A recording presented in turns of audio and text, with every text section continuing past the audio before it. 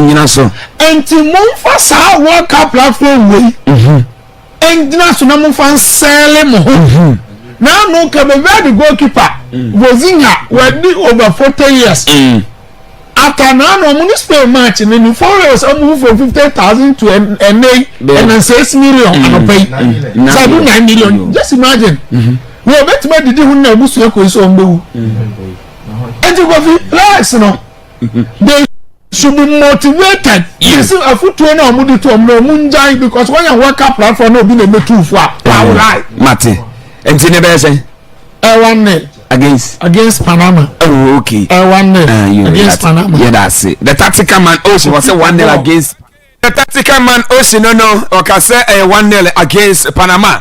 Ete enra abam edi amanenti yamana baso se enra otimi ehu ye na osisi dua se 1-0 eko editia oman friend Panama ene yawada sanonso se June 18 the year 2026 na Oshabra na Simano edueno enwatwe ena apa na nso ha Akwaaba radio 98.1 abraso na pay sa yabetena se ne de Akwaaba sports arena no ye de etwaso sanonso non duba ye peje mu e de free media ne se wie pa Akwaaba yukono ebetwaso e de man kopim se dumie ne bebo na ye de Akwaaba yiwasom ka se bono ebetwaso ne chidanko obesia Alhaji Gongoro no wani ni team se kabima misho no o me de betwaso no mienza bo mu e peje mu abakasel fe ne be sinkonya manyosam ya de betwaso sanonso no no pansma no e de asam na o ma peje mu fianka bo betwaso no ti sanonso se FIFA World Cup games no e ho ne live commentary e ba wakom na de esa wotenom na otimi atepinta na pay freunia na gatre ne se atenase na no so enfrenu ne asa atenase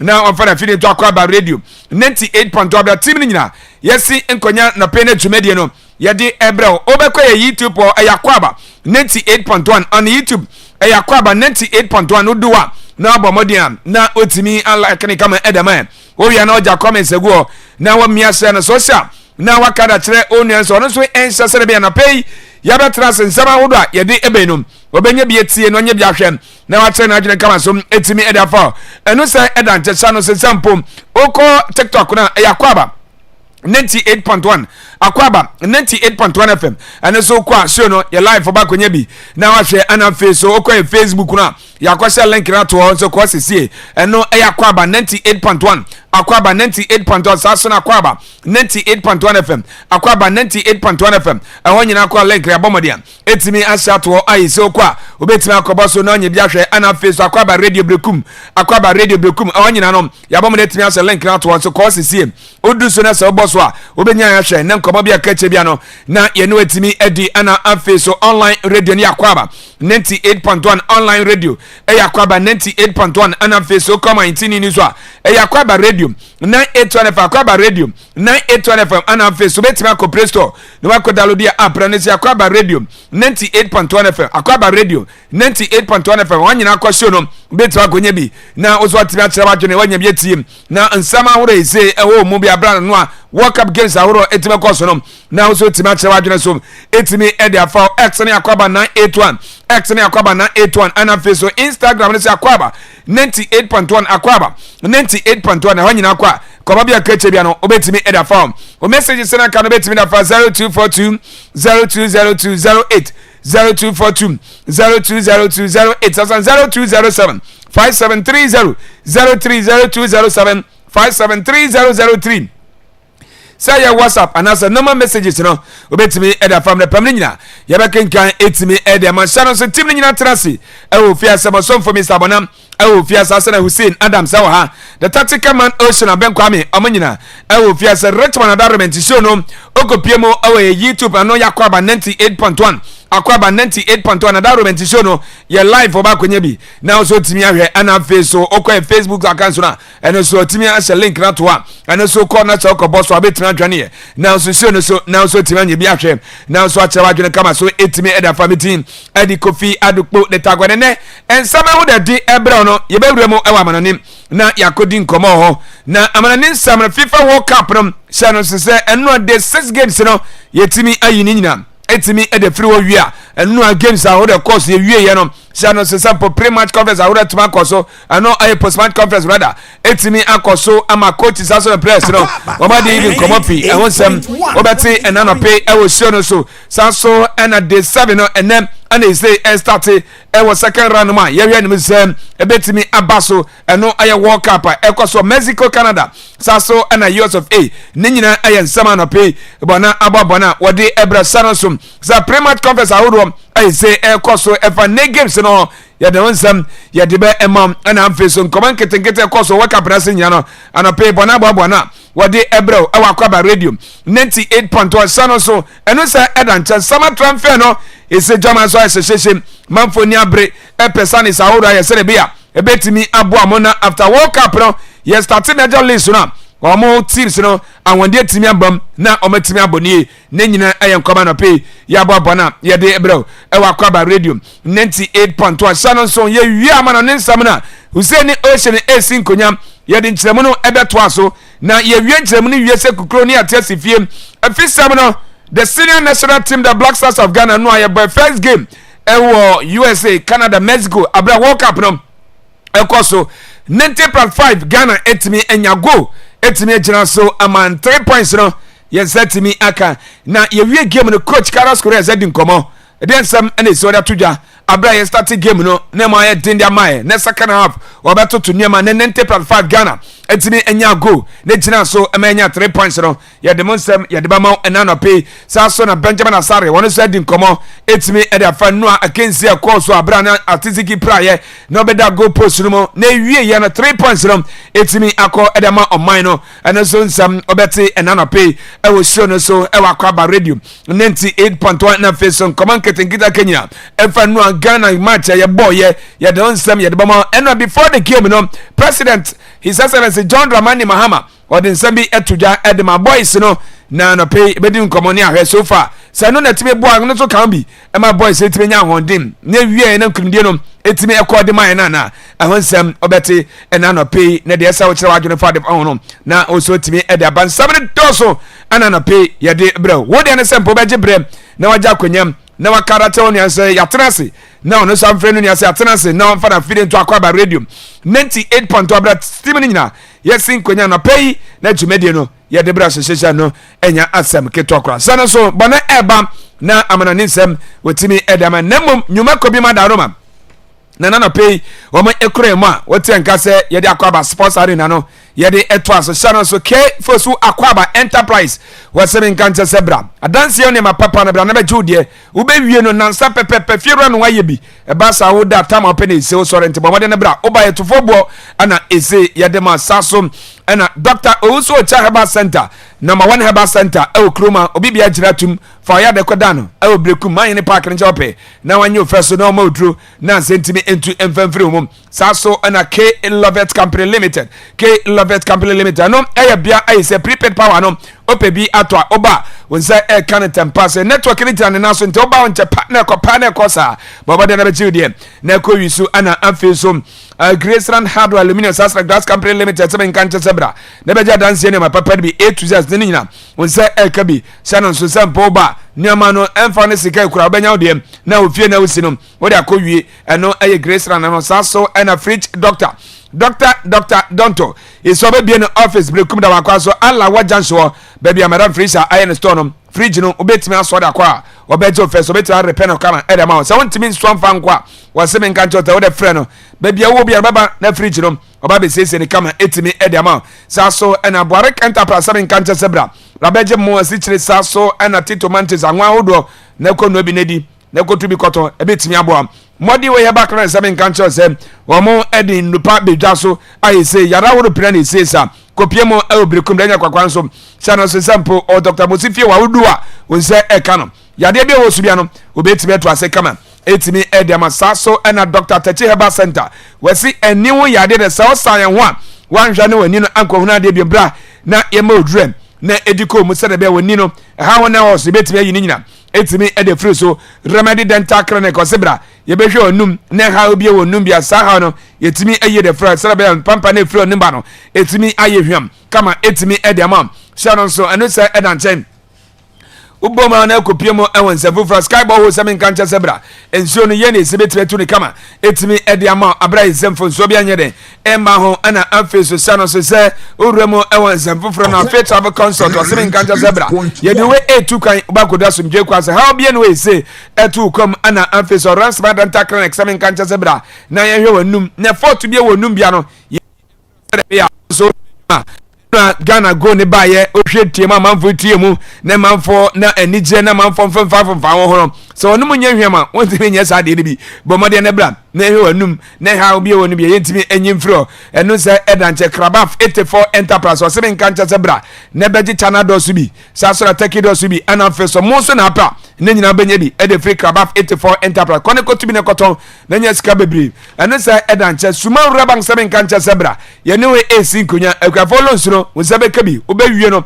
na wofo na wodo no na itime ekakraka e de ama na Brekum Unity Festival 2026 nyame ya doma aye 21st June Jumede ne e baso mespark bo mode fa wo shembi o me HS student ri se ne mo bo so ni no e be man award se de bia e betimi abo no justice for seven kanche kroma ye na mama yakanya se Samsung for so ye ni wudwam opebi atoni na kade nyina ba wonse ekabi ize ba ne se guso ayi se koso hom saso ana yasane ba center for seven kanche se akofa yasane shano e de bedwa so saso ana yasane natural capsules no ane so onye bi na so no numa we ya ne betime to ase kama 8 minute amount Augustine home of curtains carpets house and furniture was seven kanche se mattress na face curtains curtain post no nyina obenya bi e de free na kache okwa yetofo ana ode ema saso ana nsuatrama community bank was seven kanche se bra ya ne onsi konya ne bi account kama enfama se de bia udwa na udi no bewie na osika no na mfa so bebre na etimi abaso e dia ma Adonko next level energy drink a drink ice and pay wonya bi na so no numa wa honde be sipi be sita kama oba ko yeduma abrai se onti bre bia wo manyina ka bi na no pay wote yenka se yeda akodiem sem no yede e down sana so bone eba amana nsem wode bre owia se de medical kana beja fo esi nkonya mu nkyeremu no yede beto aso ye wie nkyeremu ni wia na de se wote no fisem no ya bomadia etimi eda to aso de ma ha Akwaaba radio 98.1 ram ewe YouTube no eno Akwaaba 98.1 YouTube Akwaaba 98.1 ko sisi ba konya so ni bi ana ahwe ana feso okwa Facebook no Akwaaba radio Brekum sa so ana Akwaaba 98.1 FM Akwaaba FM on Facebook Akwaaba FM on Facebook na feso Akwaaba TV on Facebook Akwaaba TV on Facebook ana feso okwa Akwaaba 98.1 on Facebook ahụ nyina no ya share link na to ko sisi oboso a obedwane na odwane so na bomode timi subscribe se de bia anytime bia be sin konya no show no oso benye bia hwe na so achewa adwene kama so etimi e de afa enti yakọ na yakofa amana ne nsem no e de abro ye wia de aka no ye beto asa ha Akwaaba radio 98.1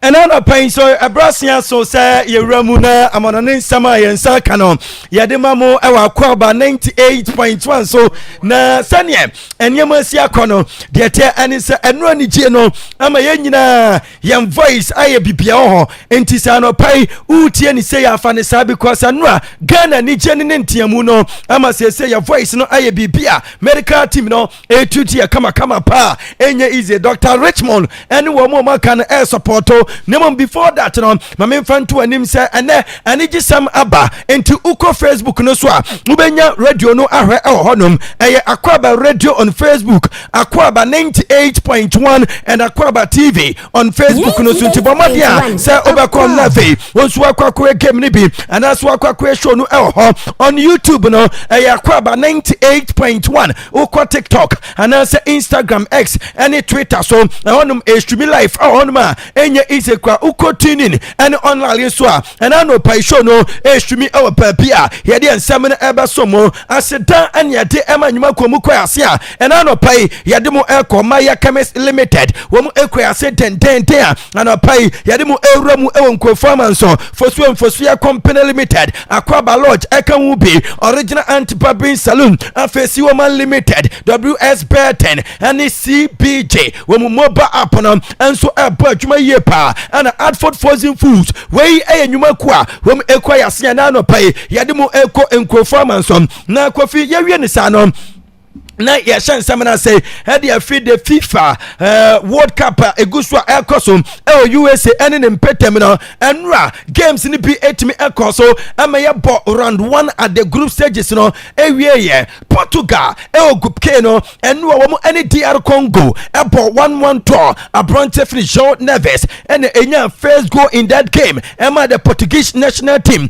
and Yan Wisa onu eye adwuma ema DR Congo man no abateka ema game no 1-1 enra Portugal B in the second half try enya dey say team ekoye nemum João Neves ni goal na wa share no abranch ne dey ate anise eno abo amasese wababa the third youngest Portuguese scorer at the FIFA World Cup at the age of 21 years 263 days papa ni dey any Ronaldo in 2006 one year player nanim for our former we share go ema Portugal minor at the age of 21 years 132 days and a Gonzalo Ramos and so ebeye bim at the age of 21 years 169 days and what 2022 kata bonten so and João Neves and so at the age of 21 years 263 days no one another the third youngest Portuguese goal scorer in the FIFA World Cup na abranton and we go now was share no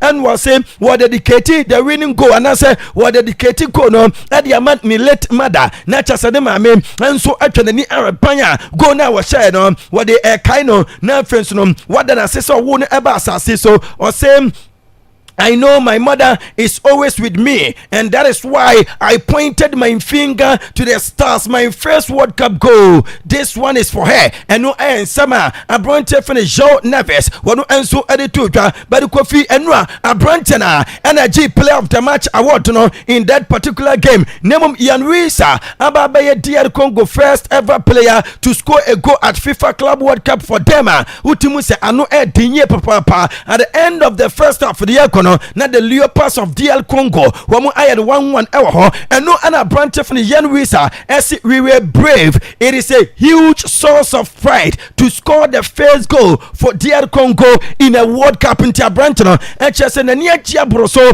na eyana hohoa wamu DR Congo for no wamu ye kukuroduo for enti enwa for them to get just a 1-1 draw against Portugal no eya de bia na nia je na de man ani che ebroso krapo ene sempo no ababe the first player watch the first goal at the DR Congo World Cup I say na Cristiano Ronaldo so no Kofi Diate Anisa Branton ababe the oldest outfit player ever to appear in a World Cup match at the age of 41 years 132 goals a Branton and I say 132 days and a Wati 41 years 132 days and a Branton Eddie Ababe the oldest outfit player to ever appear at World Cup and I say na enwa Brantino na way any seas World Cup no so echo na diate anise ni Chelsea wa share no wo mo enso etimi eye logo eno eye chese Ronaldo ni siu energy celebration no eno mo dia tonwa wo mo ede legacy no enso abia so kama eno a wono nko na ni Chelsea no sa legacy logo no na tamu anu so no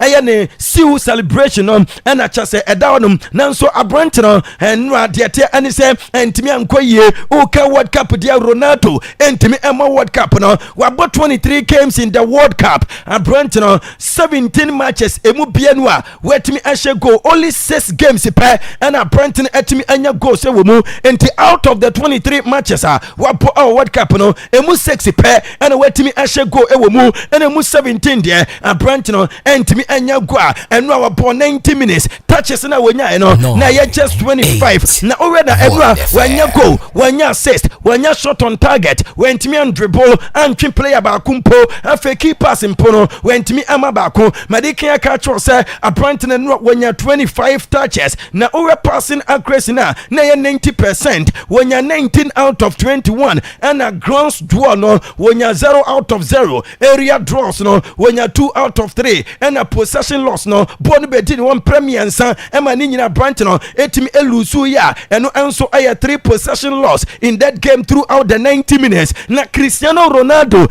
acquired 10 games consecutively in a major tournament without scoring, the longest run of an international career. And so and a branch no ewo say na manfo ahase eka say players ya ni domo so mba grace occasion no ya branch from Ronaldo, Hurricane and first no Messi mo and will be at Kylian Mbappe and Ellen Haaland wo nyina and so atimi a defend their country's colors with goals wo mu enso etimi enya in the opening game apart from Ronaldo nkoa and enua the tie ani say wentimi enya goal wentimi enya shot on target yebeke ya Kylian Mbappe able brace in their opening game against Ivory Coast and for Ellen Haaland and so able brace for 2 goals in Norwegian national team no when open game when boy you know afa enua England a branch of Hurricane the Kane master able 2 goals ama the 3 Lions of England is coming home for now and Lionel Messi so there will be an hat-trick guy ono so na no wo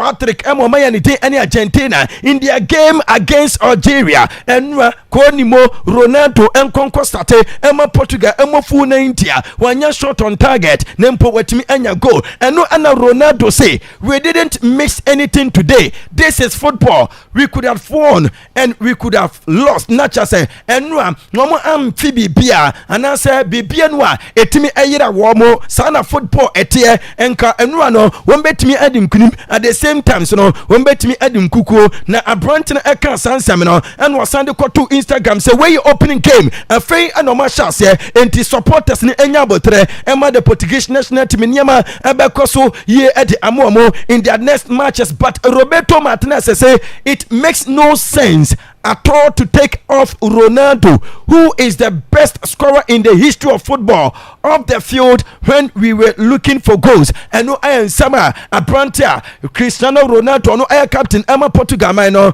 Roberto Martinez manager, no, and answer coach, no, Walker Efan, who we are no, Kofi, you mu HSA Papa, no, I can't answer Regina, and answer Sansem, no, Egina Dietia, Ecosu between Ronaldo and no Roberto Martinez, so, enter Ama Papa, no, friend Cristiano Ronaldo yes Ronaldo aye super agent one papa na edin komo odino ekọ Saudi Arabia amana akwa ye adwuma amana club announce enti ekoba ne so bia wo ka bia ma de untimi nkonko yi nkumu e public abra chese emniema ankoye amana nti ono so e defend no yes papa ne tin ene Roberto Martinez nano announcement no ba ye say at the end of the FIFA World Cup no wade so many e we our Portugal first we no say wo ko Ronaldo team announce Saudi Arabia na abranche fini Cristiano Ronaldo and Thierry Henry and so edi message amano or say I was abranche eti ase niema bi wonu ma important essence wonu Ronaldo e be hye Portugal for esha important essence wonu Cristiano Ronaldo no nko a e be fight for the goal or say he needs to understand that what is important is the team to score, not you, not just a team, no. Some beshe ebetimi abua ama team na akuna nim ne hia enye se Ronaldo din ebeba score sheet no so enwa we de na Ronaldo na no pese bo bia Portugal for no ebenya no wo mfama no wo de man nso no wase no Ronaldo ne nkoye ase abrante fene Jordan ayu wagina Black Stars team num enti enwa Ronaldo niema ankoye but in that same group K no Uzbekistan wo anso etna ahomachi ama Colombia ekọ bom ekam miensa womu Uzbekistan for no eti emu baako abrante fene Daniel Minos enya goal on the 40th minute. Luis Diaz ebe share second goal ema the Colombian national team on the 65th minute and abrante ayefano chasem Campus wano enso ebo third goal 90th minute ema niema ekosie enua abrante for Luis Diaz enya assist esen enya goal na urama stadium eno enso efa 80,824 spectators no enua ebo me ba anase ebo chasema bi ewo Mexico City Stadium ewo chase Mexico abonten so 80,824 spectators ni nyina enso ewramu ewo ho Luis Diaz Energy Player of the Match Award no na abrante no kofi dia yemra Facebook na yemra mehwe ne papa timer no bompa ye agu ni jersey so sane ba no emeki debut World Cup no ediama Colombia no we akwakwa the first game no ne ba no enhu game no so we and extra say yes aja enso ehira wa na wa hira enti papa fo no ye no mudi hira no amayesa because abrante Luis Diaz ne papa di kan ebompa ye wodemu agu ni jersey so senyankopon hira ne ba no no wonka no ho emane enye successful ewo the debut gamer World Cup na say ampampa ye ne eye adwuma ema Luis Diaz and assist Colombia one first goal no one also enable Colombia second goal enti enua wenya 1 goal 2 assist and as 1 goal 1 assist no 2 goals contributions and one ema Luis Diaz ababe the first Colombian player to score and assist on his World Cup debut since 1966 and aside ni bi enso esi Colombia memwa enra Brante Luis Diaz anasa umachi wanonso ababe ikwole na enra na first day Fabio Cannavaro 20 years ago best player ewo FIFA World Cup ekoso ewo Germany abrante Fabio Cannavaro ene wa papa enra wo ni first game ema Uzbekistan minor nanso de ate anise Uzbekistan edim kukuo ekamiansa wo eti emu baako ewo sa group K no Colombia after match day 1 wo edi kan wo ewo 3 points plus 2 goals. DR Congo etosumienu 1 point omuni goal. Portugal etosumiensa 1 point omuni goal. Ena Uzbekistan etosu enai womu any point bia nemom omo minus 2 goals ewo ho yenko kana yen group num group L eno ena the last group of the World Cup eno ye bocha se first round of matches group stages no enso etimi ewie ye na England ena di kan ebia group no games na no wamuchi Croatia ebo Croatia minor eka enaya Croatia eti emumieno Hurricane enya penalty on the 10th minute ebo ema goalkeeper Livakovic ebe save ye nanso referee gina mfimfini no abrante Hurricane complain say abrante Livakovic efini line so until referee age etwonom Clement Turpin the French referee ema Hurricane esa retake penalty no convert ma England for take lead on the 12th minute abrante ni day and Martin ebe take no ema ne 1:36 minute Hurricane ebo second goal ema the English national team in the first half 42nd minute eho and abrante feni Peter Musa enso ebenya equalizer 45 plus 5 in term yepon first half no na record 4 goals enso eho no ma na enya easy ewo Texas abonten so na kwakwe 2 for England 2 for Croatia nemom in the second half na he started 2 minutes later 47th minute and Jude Bellingham ebo the third goal enso ema the 3 Lions of England and so Marcus Rashford every bench and so eba bebo the fourth goal and yellow card MPM ewo game wem bonnet from to say yes game World Cup ni so far ye feeling na fe ya enjoy pano and so the 3 Lions of England wamu winner wamu enya ye on Croatia and to me the best game so far FIFA World Cup na say England Captain Hurricane and so ababe ye and that's when 19 penalties in all competitions this season was shining 19 penalties this season wabo for club and country England any player no bobo kono sa 19 penalties no ni nyina Brant no converted na we also etimi aboa ama say Brant Hurricane enya 17 goals e woni 5th consecutive major tournament wako edi ama England minor ye beka ya start ekwa major tournament ama England in 2018 wako World Cup ekwa bo chase 6 goals e wo ho enoko Euro 2020 ekwa bo 4 goals emo World Cup 2022 2022 wakobo 2 goals. European Championship 2024 wabo 3 goals. And then World Cup no so wabo 2 goals in this 2026 when you 17 consecutive fifth tournament chasegua enye easy cry na yeka no Brenton Ababe the only English player to score 3 different men's World Cup alongside David Beckham who can womu akọ 3 World Cups and so anya goals ewomu ama England minor Brenton F David Beckham and edi kan AAP and afens no ene Brenton F Hurricane and so Ababe bi Russia 2018 was a go Qatar 2022 was a go and USA Canada and Mexico 2026 so no when you go ma ya dinina and so emamu ewa fidikesi so Brenton yeka no near demamu say so far urama wetimi abomaden and so anya 69 goals 7 assists in all competitions this season for club and country and the 76 goals contributions and Brenton Hurricane wanusu anya ama the 3 Lions of England and afers no Bayern Munich bobo kone this season na say wababe England all-time top scorer wa 81 goals na chasa Brenton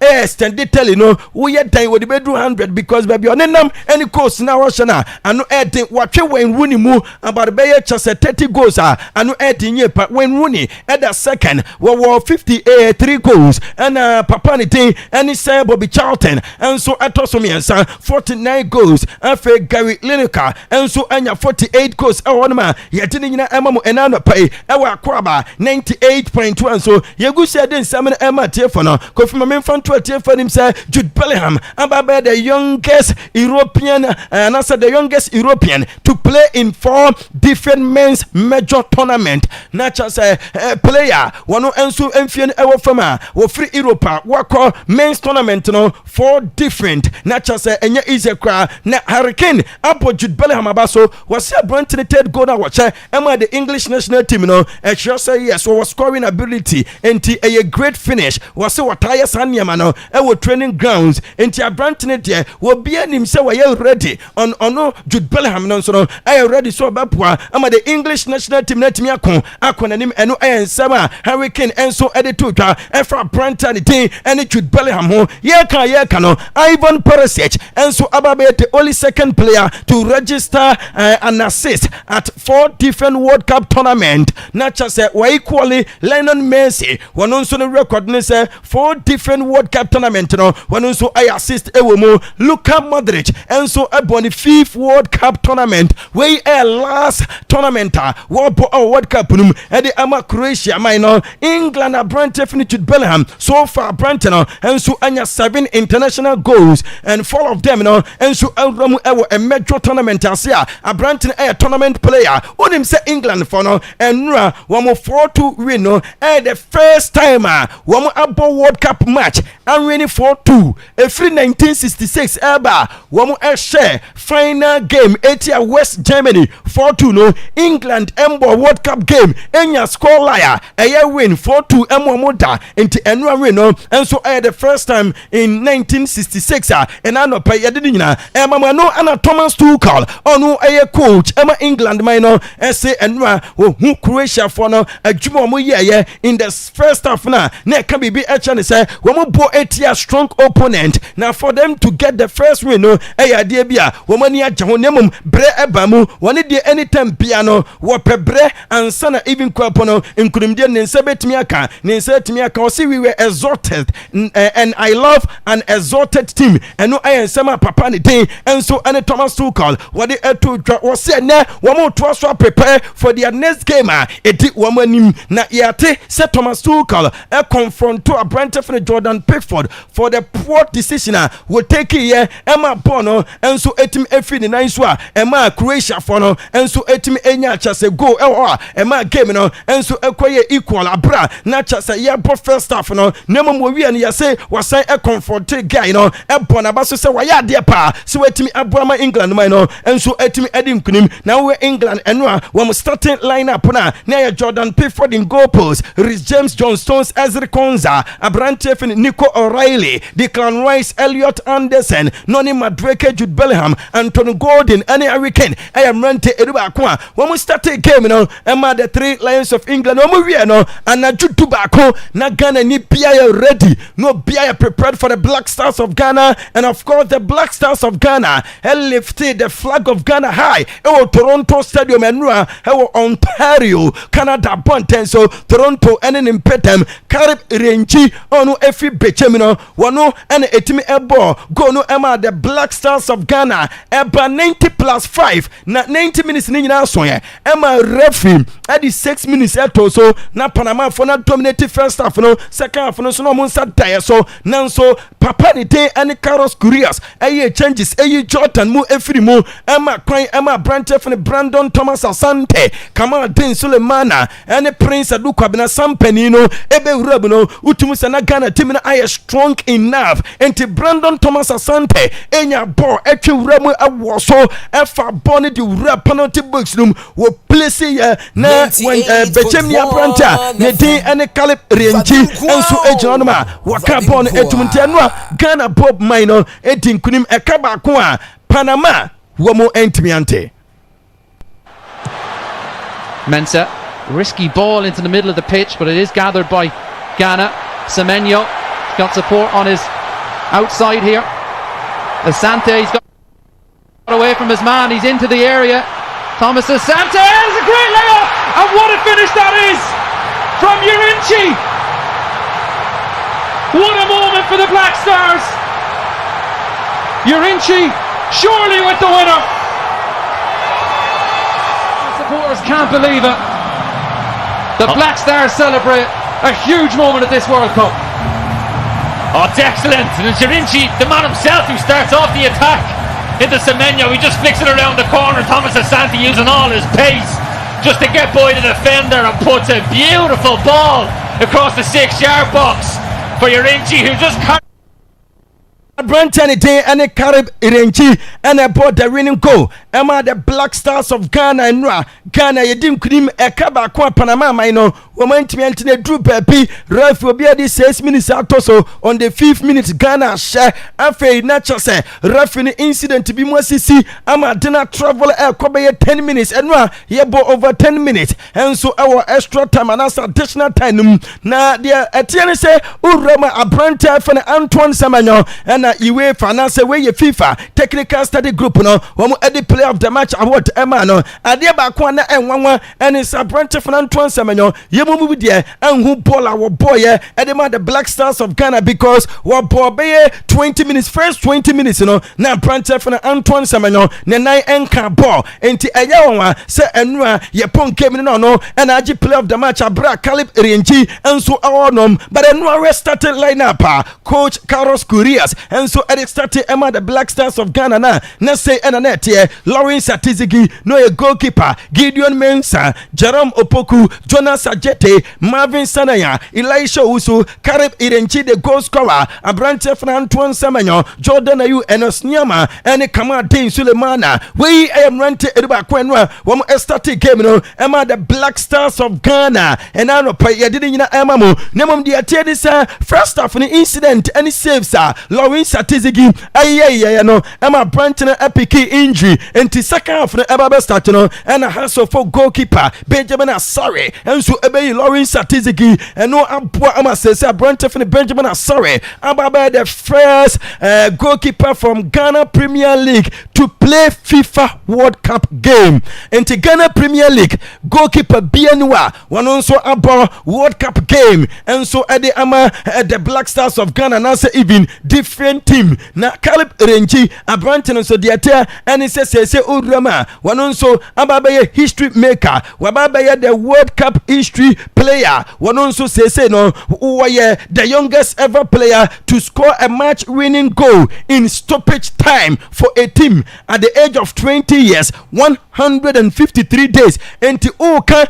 goal scorers our World Cup at stoppage time the nimfie our fempano Ghana near Brantia Bechem ni abranti o jersey number 3 Karib Erenji ena chase wonu nso ayesaba kwasem no na say who can country when you most win our World Cup nansia initially na Nigeria was 6 na Ghana ya were 5 and one kunim die no ama say Ghana ya tie with Nigeria will be winning 6 games our World Cup na in Tuba Africa no ma who can country one winning games do pa our World Cup no ma the Black Stars of Ghana and the Super Green Eagles of Nigeria na penny bewe abrante fini Karib Erenji and a Kofi Ababeto jase abrante our local room one no na wajina ni ye pa no mo bisane sa dan na wuchi wania osi Nyankopon ko only God only him and abrante fini Karib Erenji wode eto twa na de bra Facebook no so na bewe Karib Erenji ne papa e wo bechem ene ne mpetem ne papa aye carpenter ni enti enu before say came ne eba start no na dwuma mu ne carpentry shop one no ene chase ba bi oton nua no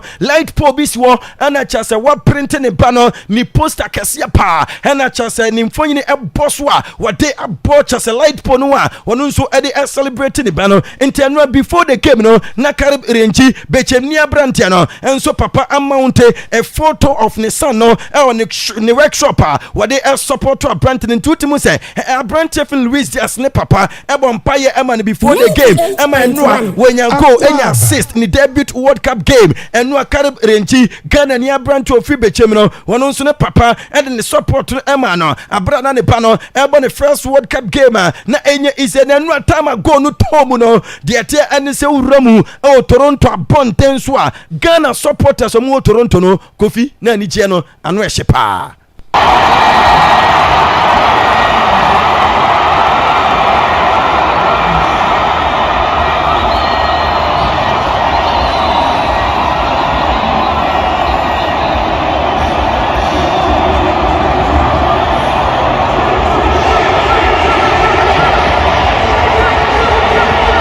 Tiano aya Ghana supporters no mo ewa Canada Toronto ene ne mpetam na nwa Vice President Professor Jenana Opokwa German Ghana go no tom no na ya ma media sa to fam ana chase kakarika sai no sane na yesa ewa Ghana hanom no no nso wo stadium Toronto stadium no nso esa echia the boys up asamwajan wano ena na Ghana jersey number 3 no ye wu se wo shane dodo pa the iconic jersey number 3 enu ono nso na wo stadium ma no support Ghana emrante no enu ni jersey number na ena chase etimi ema go a ena no pay ye de nyina enso ema mo na ye ponkem no ewo dressing room the legendary asamwajan adwane guys no enu mu edi asa ewo local room ho over the winner Ghana enyai on Panama.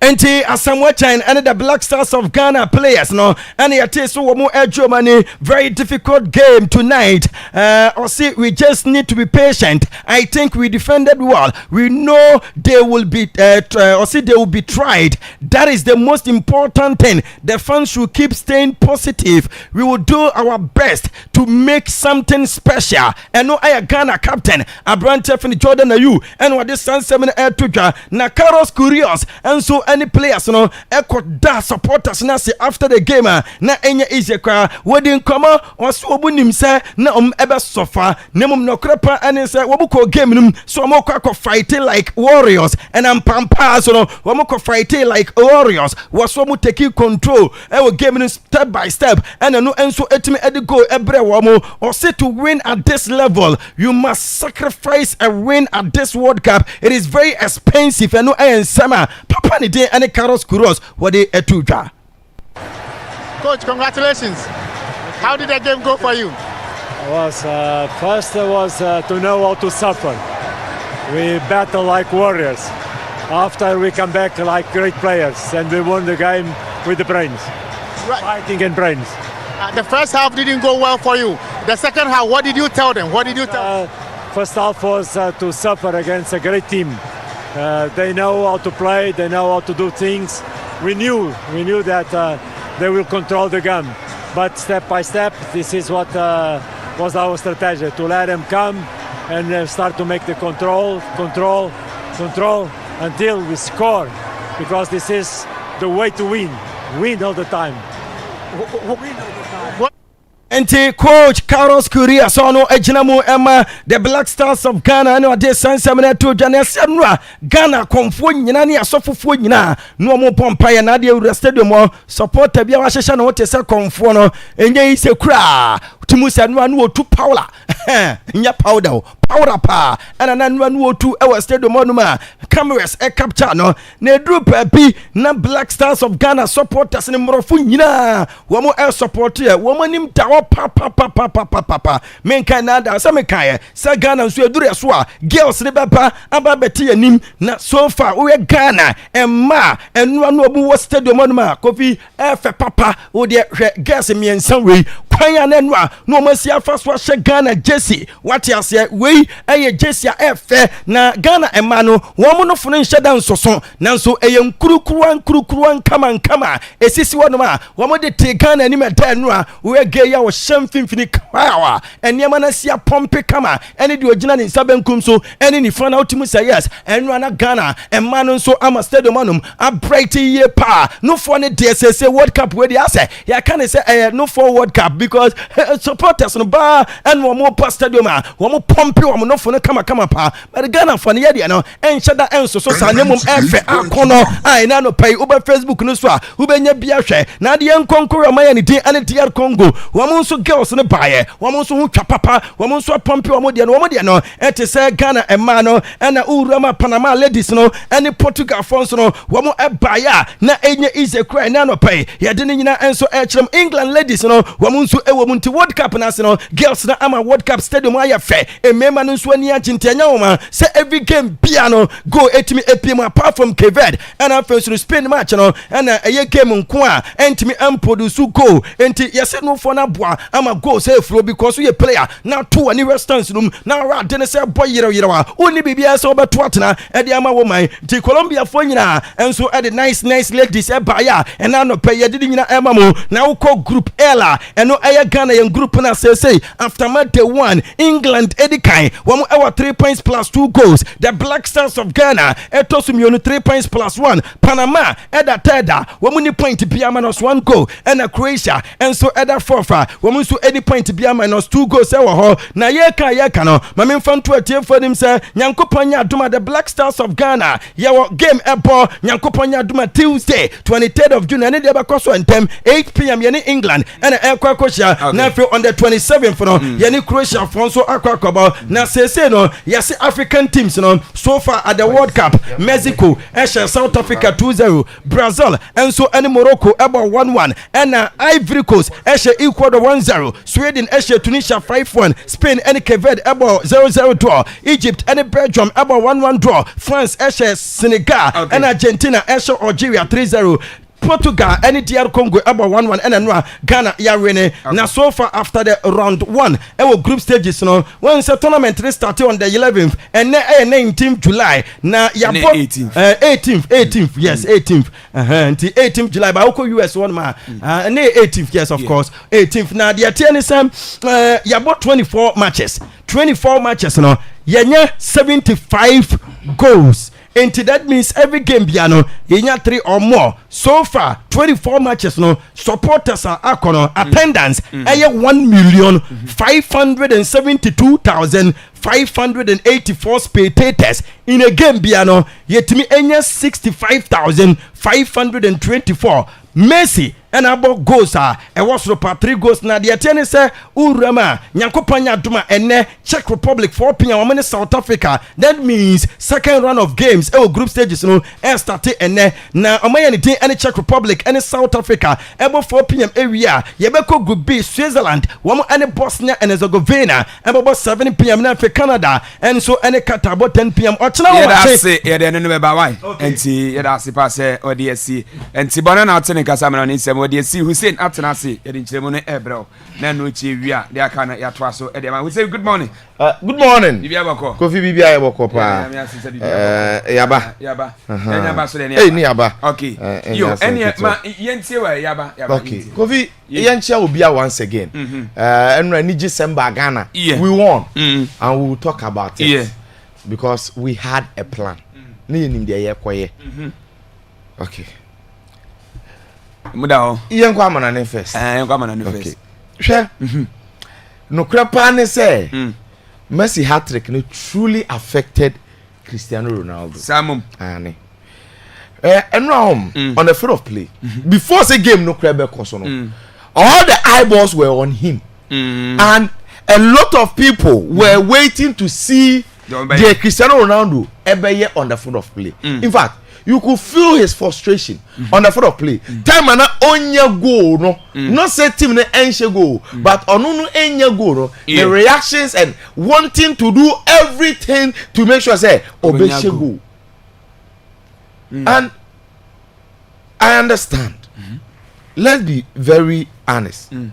Minim say Constitution pass na or born cutback. Ronaldo be cross the pass of Bruno Fernandes no. Say after missing the opportunity, Bruno Fernandes then say boy we could be born a tap easy. But Ronaldo desperately needed a goal, wanted to score. And he minim, I know people who say that Thierry Henry or on Ronaldo asem because ABA he was harsh. But truth is, Henry say Ronaldo should know, say the team needs to score, not you need to score. 98.1. A team in the here go and you. So regardless of whoever the obeshe go no, Kofi, it is a win for the team. Shadi be. The entire okasa say coach is in him say cutback cutback pass na play and the quiet buffer actually say no. They be main striker and the players no lead the attack no. Omo act as decoy. Na a confuse defenders, na defenders na di mochi, na be that gaping space. Tokuro kese no. Now for the French neighbor in this case, Bruno Fernandes na kwa born a tapping easy goal. What I say in a game space is near tight these are some of the goals ubetimi share from the blind side of the defenders. But Ronaldo saw some definitely ball no be back cutback and on sign here instead of so no be active as a decoy to open the space for Bruno. So on no ba be gina ho, it makes it easy for the defenders to this nipa na okwa animu no wa sign their yen sign and ma sa ball in fact omo close to space na e fan chain. So what it means ne say in fact Ronaldo needed a goal. Yes, I understand. The eyeballs were on him. In fact, before the game, cameras, media, attention, everything. Now Ronaldo. Yeah. And the Daily Mail can be almost Ronaldo failed to silence critics. That was the mentality that Ronaldo and the coach gave him. But again, you can't because currently Ronaldo is not who he thinks he is. I said he's 41 years or 42. Yeah. Said ye najene ye ne say oda so tie Ronaldo no. Onye sa say. The earlier we understand that, the better. But the moment e be ya says Messi mo share those goals hat-trick ni ade a ye decide demand ne koto Ronaldo kon so no. Kofi. Yes we are not being fair to Ronaldo no so. It is the reason why I effort so no to make sure that every game he wants to score. And Ebasa in a way no Newman kiti because it say na e affected him no. Okay. Ronaldo factor ne by. He didn't touch the ball much. I said 90 minutes about about 25. No problem. But those who are at the extreme say Ronaldo and they affected Portugal team no. Kofi me no mo nya adwene ba ko say. Why? These Portuguese players are not doing enough for me to say Ronaldo is the problem. Oh, okay. Because more players in the Portugal lineup that wa Kofi. Yeah, both players Bernardo Silva, Omukuta, Bruno Fernandes, Niabo Vitinha, Joao Neves, Nuno Mendes, Pedro Neto, Ebibo Rafa. Ball na gaza na ehwe no. Me pa cho PSG Vitinha the control tempo. On a direct movement. BB out the ball on call left or the bar right. Or make it a BB impact. And one any impact here. What must I say? Bernardo Silva 0. Bernardo Silva. Over case on tone neither. And the players that can feel say Ronaldo. Yes, we talk about Ronaldo and Ronaldo fans and Ronaldo, so they should understand that. You see, Ronaldo is the most popular football athlete. World Cup, yes. In fact, we World Cup didn't free war. Or this will be our tournament in a scene. And you should know, say, once you are the most popular person, why are you popular? You are popular because people talk about you the most. And it's anko here when you become the most. Agree that and be at peace with yourself. But regardless, all the other players and also Kofi Omamwa. And ra, Obakaso Amanya cross to Sada. Cross to Papa Biama. And you understand all these things, and you say the Portuguese team, no. Still the same problem persists. Individual players no or individual quality no or but team na nkasa way. Team na yes no Kofi away. Akwaaba. Let me catch now. Dear Congo team no. Portugal will problem.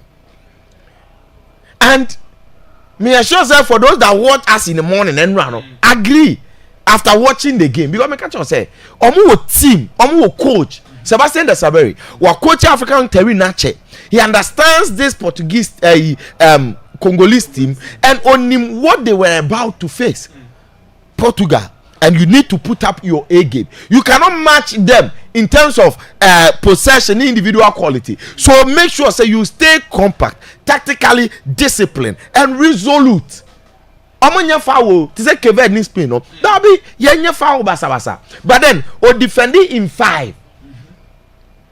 Here, performance Anra, the entire team, 11 players, started here, plus those that came from the bench, from goalkeeper, Mpasi, to the back three, Chancellor Mbemba, Abrante Ndiere Kapwadi, Wan Bisaka, 2 Bisaka, Debbie, Kofi Kayembe, and all the players, Omodanadi, Ewe Chile to make sure say. Ome prevented Portugal for no. It was just perfect. Omanya they needed preparation matches.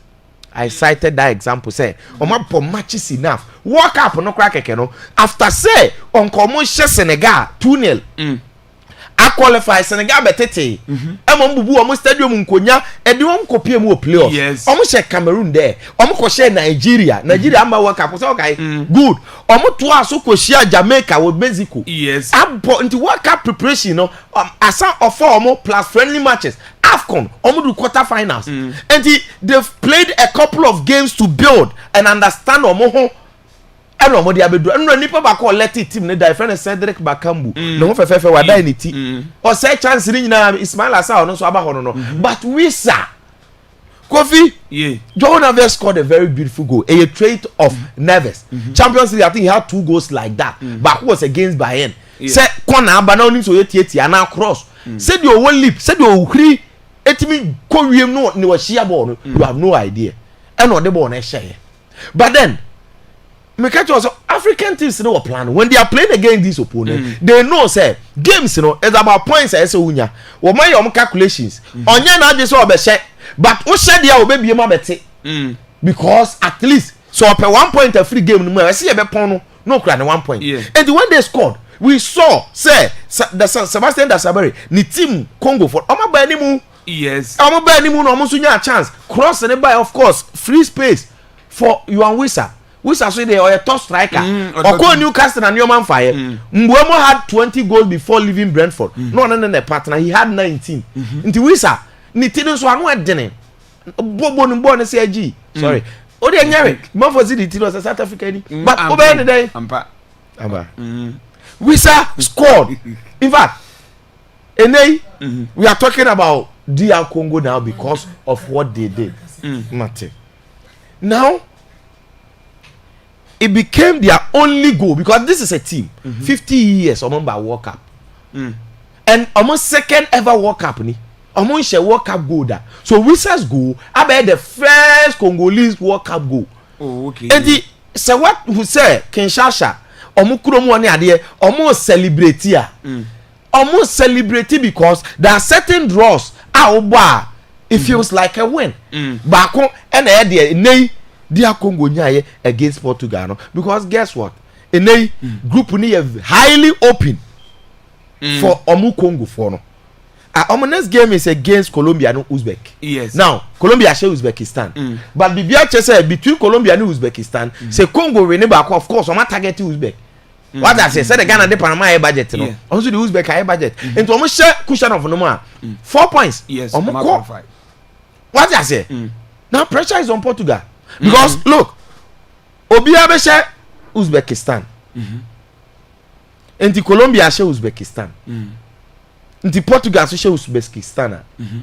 Or also about 4 points. Portugal and Colombia will match. And yes, Abia Omunyina potentially be 4 points be a qualifier. And now 4 points be at their qualifier for 3 teams. Congo, Colombia, Portugal. But group ni mu be in fact, I show speed Ronaldo fan. So be anymore. And he was visibly frustrated. Or you watch along. Game no cause you know so screaming on one side. Omopon game na all kono. Wada one or kai said Debbie say my catch was at this time round because of last 4 years Saudi Arabia Argentina have twice so be cup every single team of drop points will use the Saudi Arabia Argentina example. I want to speed say now since last 4 years Argentina lose to Saudi Arabia on World Cup. And if you say we are using that because a match they won. We say but Portugal ball na mo born there we say BB say if care is not taken omo nko ba bia Jide yenya mo nyina ya kwa. Say anya careful Portugal for no message deceiving nipa. They are always like that. At the worst stage, at the worst biggest stage. Enti yes remo. Ball na mo bo hende. And so nipa ni. Kofita go. Adabraka de adabraka. You move away from there. Enwa England ni Croatia my match. Na in fact, say you can say quality of football. And we had a lot of things. We require all the 4 goals. 6 goals nyanya will give ni nyina fa so ba set piece my goal, penalty my goal, counter attack my goal, quality build up play. Martin Batruna come play no ni goal no. In fact, yenya bibia that we wanted to see from the game. Croatia lost by 4 goals to 2. But Kofi, men don't be deceived that say because Croatia lost they were bad. In fact, it is the same Croatia 8 years ago 2018 called finals of the World Cup against France. I saw the same Croatia that played semi-finals of the last World Cup. And it was the only reason why me England na me Croatia na me pese Ghana share Panama for the meantime because Enra yan share Panama na kire say kwambia so between Croatia and England say a win back. Yes. And to kwanya ni afa so the Panama here budget ne de we needed that win. Say there be 2 games, you know. Say you draw 1 na you call at least yeah. Even this 3 point can go a long way to qualify us. Now Hurricane scored the first goal, of course. It was a penalty. Penalty came from a corner kick. Corner kick, build up Modric, clearance, Obutu Madueke, and penalty. Hurricane could penalty now. Livakovic has action. But Makacho said Hurricane has read the game so well to the level. Say, all say now this all catch a referee, say goalkeeper not try line. Hurricane is a very technical player, not gonna so. And Pomo check keeper not try line. Of course, one Kakran come check it, but he had to retake it. Hurricane, the typical Hurricane, they were about the penalty no about second one. Direction plus power. Me, it is my best penalties I ever. Penalty bar. Direction no me. Keep on to you know. In your 4 points, and Hurricane they won't share.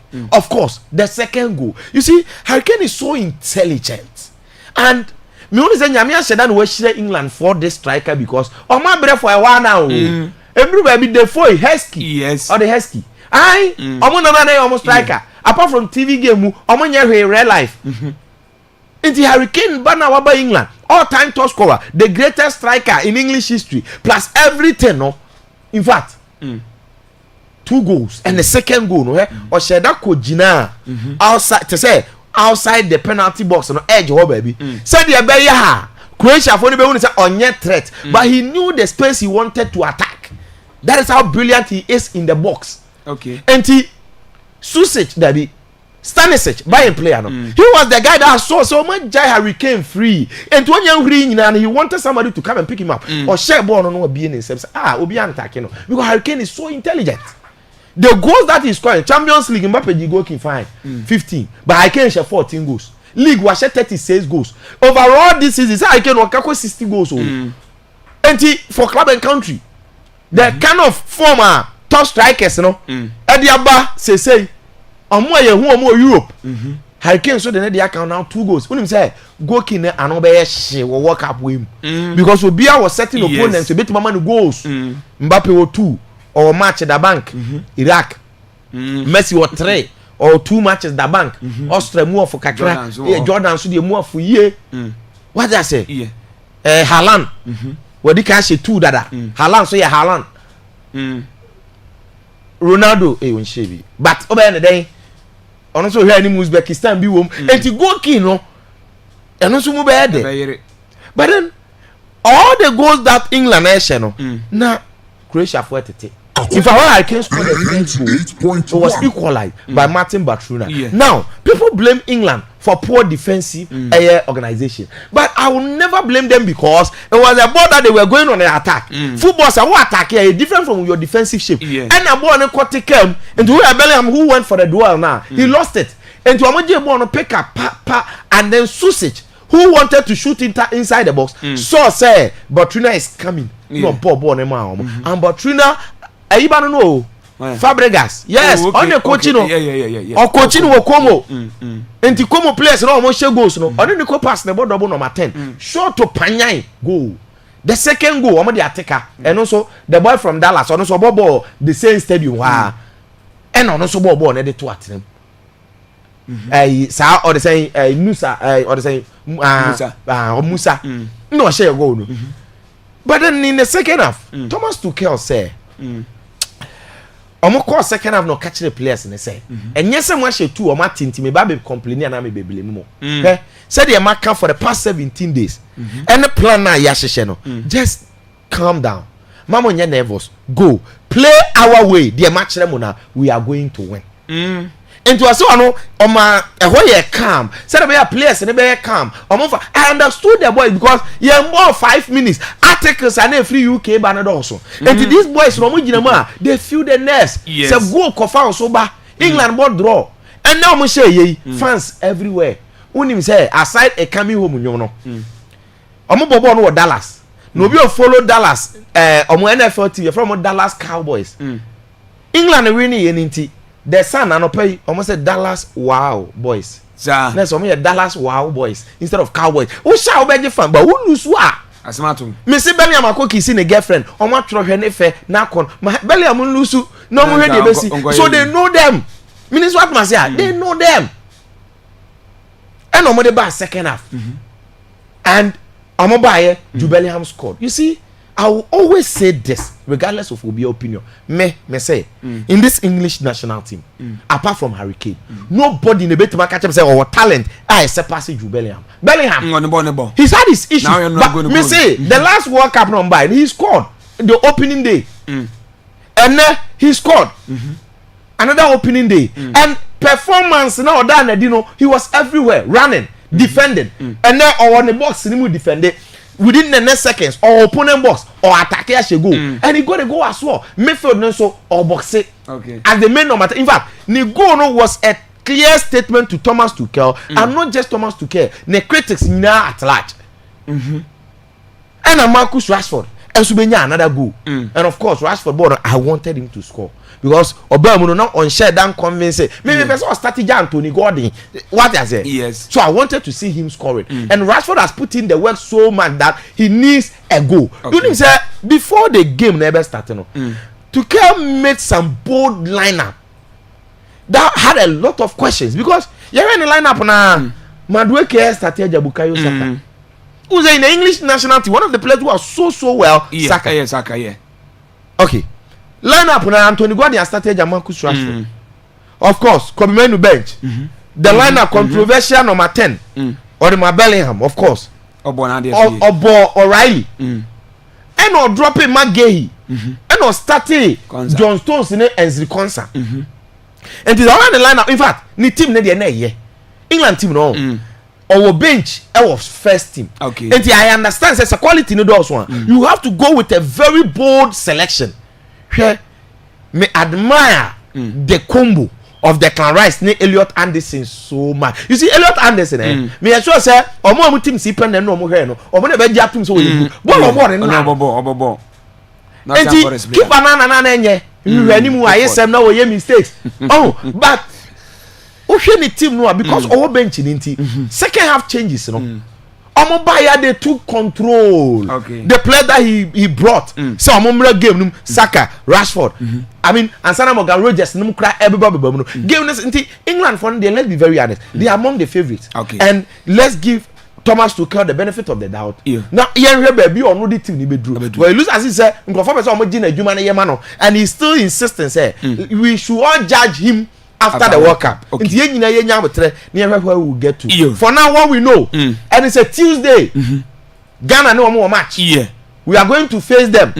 23rd. Said the Omoye Nyoma be a any participant. You colonial masters. You will be. Yo, yeah, that's it. And South Africa keeper no. Oh, this is. I say I yen on carry. Yeah, they are turning so. On him say 7 South Africa in India and now ye nyina nipa baako. The enemy to so. Yeah, that's it.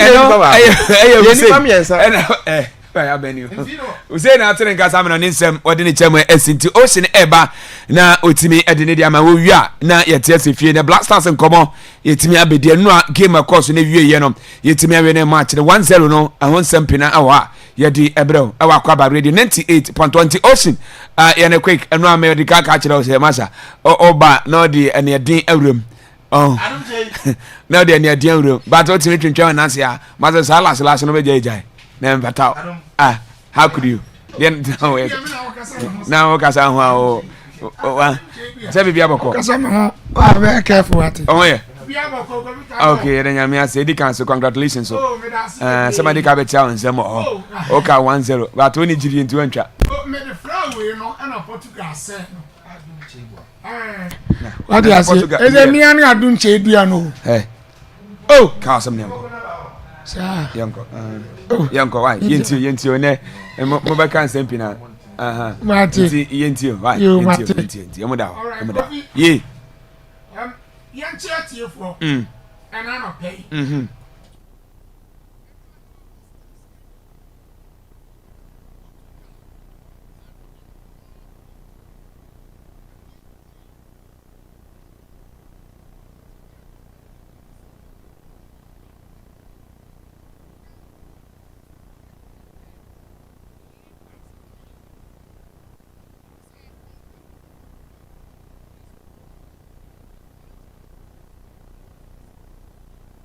74. Yes, you're from Zaire, you're from Congo. Okay. Kofi, they were absent for 52 good years. 52. No, I wake up with them. Wow. And I'm mobile. And I finally. Qualification. Now, it is their first point. I woke up at Bakusemu. In fact, first World Cup, no more quiet. No, go Africa, Nimase, Poto. 3 matches, I conceded 14 goals. In fact, on my first match against Yugoslavia, our West Germany in 1974, I'm also by 9 goals to 0. Wow. Yugoslavia show 9 and a Scotland show 2 and a Brazil 3. And to my team shall go on my match. Okay. On by. And they already by US, Canada, and Mexico. Our first game against one of the top favorites, that was Portugal, and draw. And when we saw a record set, or don't I share go, Ediama, Congo minor on record, or walk ahead Abakusemu. Now, on the game itself, there, in fact, results are better now. Say, area 2 teams from my dog game, but it wasn't the case. We are brand here, fellow Joe Neves. What did I say? First goal, Edema Portugal in minute 6. And I brand here, one visa in stopping time to end the first half. Or take with that powerful header, a perfect cross from a brand here and Antamoshuaku. If a 2 goals to me now, a header goes. Joe Neves, the header, and a visa, the header. But you see. One thing about your own Neves, I'm not from crediting baby an ability in the air. In terms of the aerial ability and the heading ability, or your super. Now, the amount from crediting your own Neves in terms of the ability in the air near the height. odetia enti what we bring maso say e bi obetima huru kwa maniti aka bo no ba na tell say go fi eba heading eba jump yen contest for area balls are one of the best in the game odetia on height 1.74 it was 5'9" tall tia only with tia munina but otimi huru oh baby na brand ni gina in between tall bulky center backs in a shape of 20 be Sansa Mbemba and Edo Kayembe. I'm mentioning to me group had a ball now underlines the ability in the air. It's Yamona Basso. Now, Coffee, from the tactical standpoint, 98.1 Akwaaba. Our Portugal team, no. I also going forward, no. I'm going to improve. Now, I'm going to set it up in a 4-2-3-1 formation. Now in the 4-2-3-1 formation, no, there was another post. And then Joao Cancelo, elbow right back, and then Nuno Mendes, left back, and Renato Vega, and Thomas Araujo, in central defense. In midfield, no, a couple for double pivots. And to pay 2 certain midfielders, number 8, you know, Vitinha and Abrante and Joao Neves, and pushing Bruno Fernandes. Okay. Equatorial Ronaldo. And all the Abrante and Pedro Neto. I'm to France. Yes, Chelsea Pedro Neto. And all the Bernardo Silva, so new Real Madrid player, I'm going to be at the Eto of France. Now, Portugal enjoy possession. Because from the start of the game, Coach Evan Sebastian Besabari, I will tell the DR Congo, MIA who said, on the Yandi all bass or enjoy possession of a body be able. Now, opposite control transitions, no surrender possession to the Portuguese. And to right from the start, about 5 center backs. Or you saw the Chris.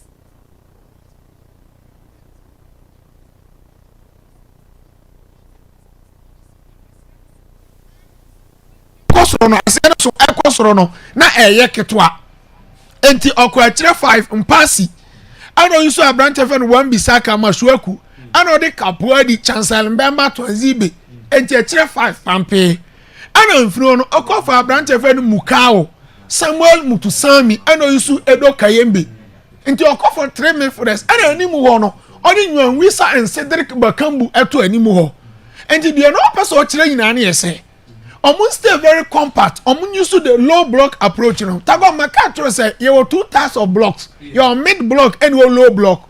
And you use low block approach. They making sure say you bench say a chiro on pampi. I bet this so make more penetrating. And that's all we are. By statistics, Portugal enjoy possession, passing bone baby. But Sanana mekan a romance without penetration. Na adding so make me penetrate at the end. I'm be romances but I want me for born on to atnemu. Come here. Portugal 74% of possession. And DR Congo only 26. In terms of shot, 8-7. DR Congo bo 8 shots, Portugal about 7. In the attention no we are purposeful.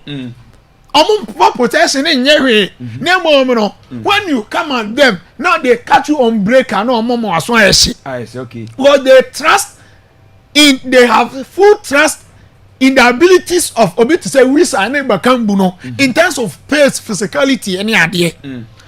Now about passes Portugal ball 724 passes. 724. DR Congo ball 195. Wow.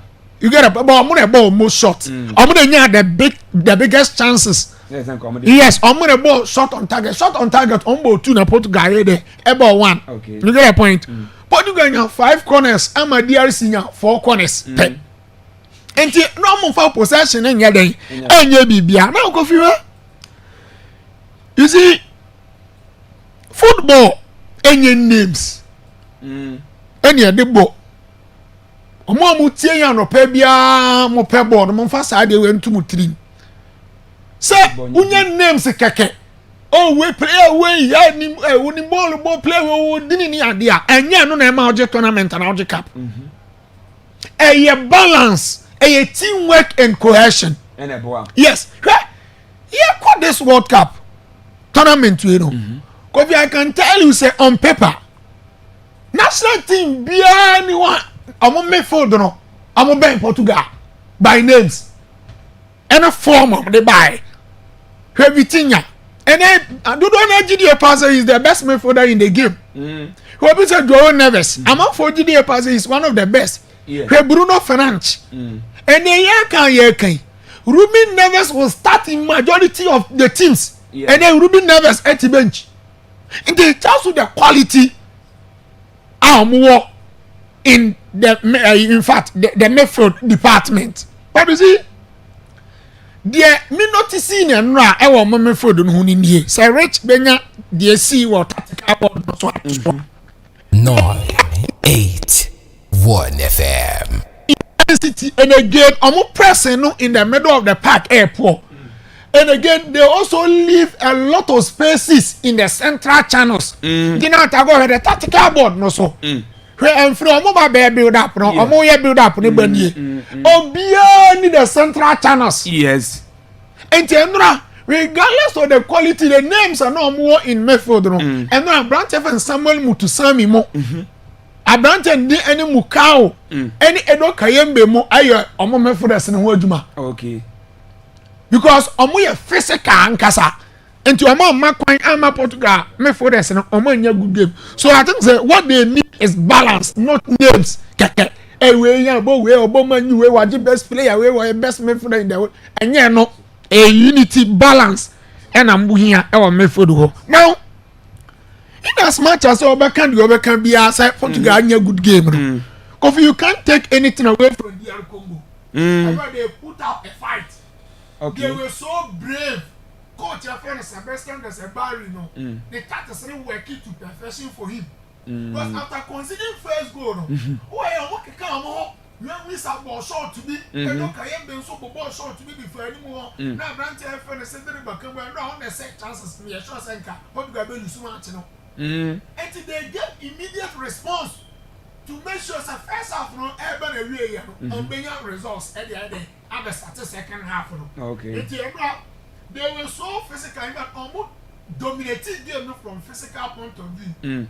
Almost players no more the year where one beside money idea almost good we are actually watch and remember more na a we pa. Okay. Now,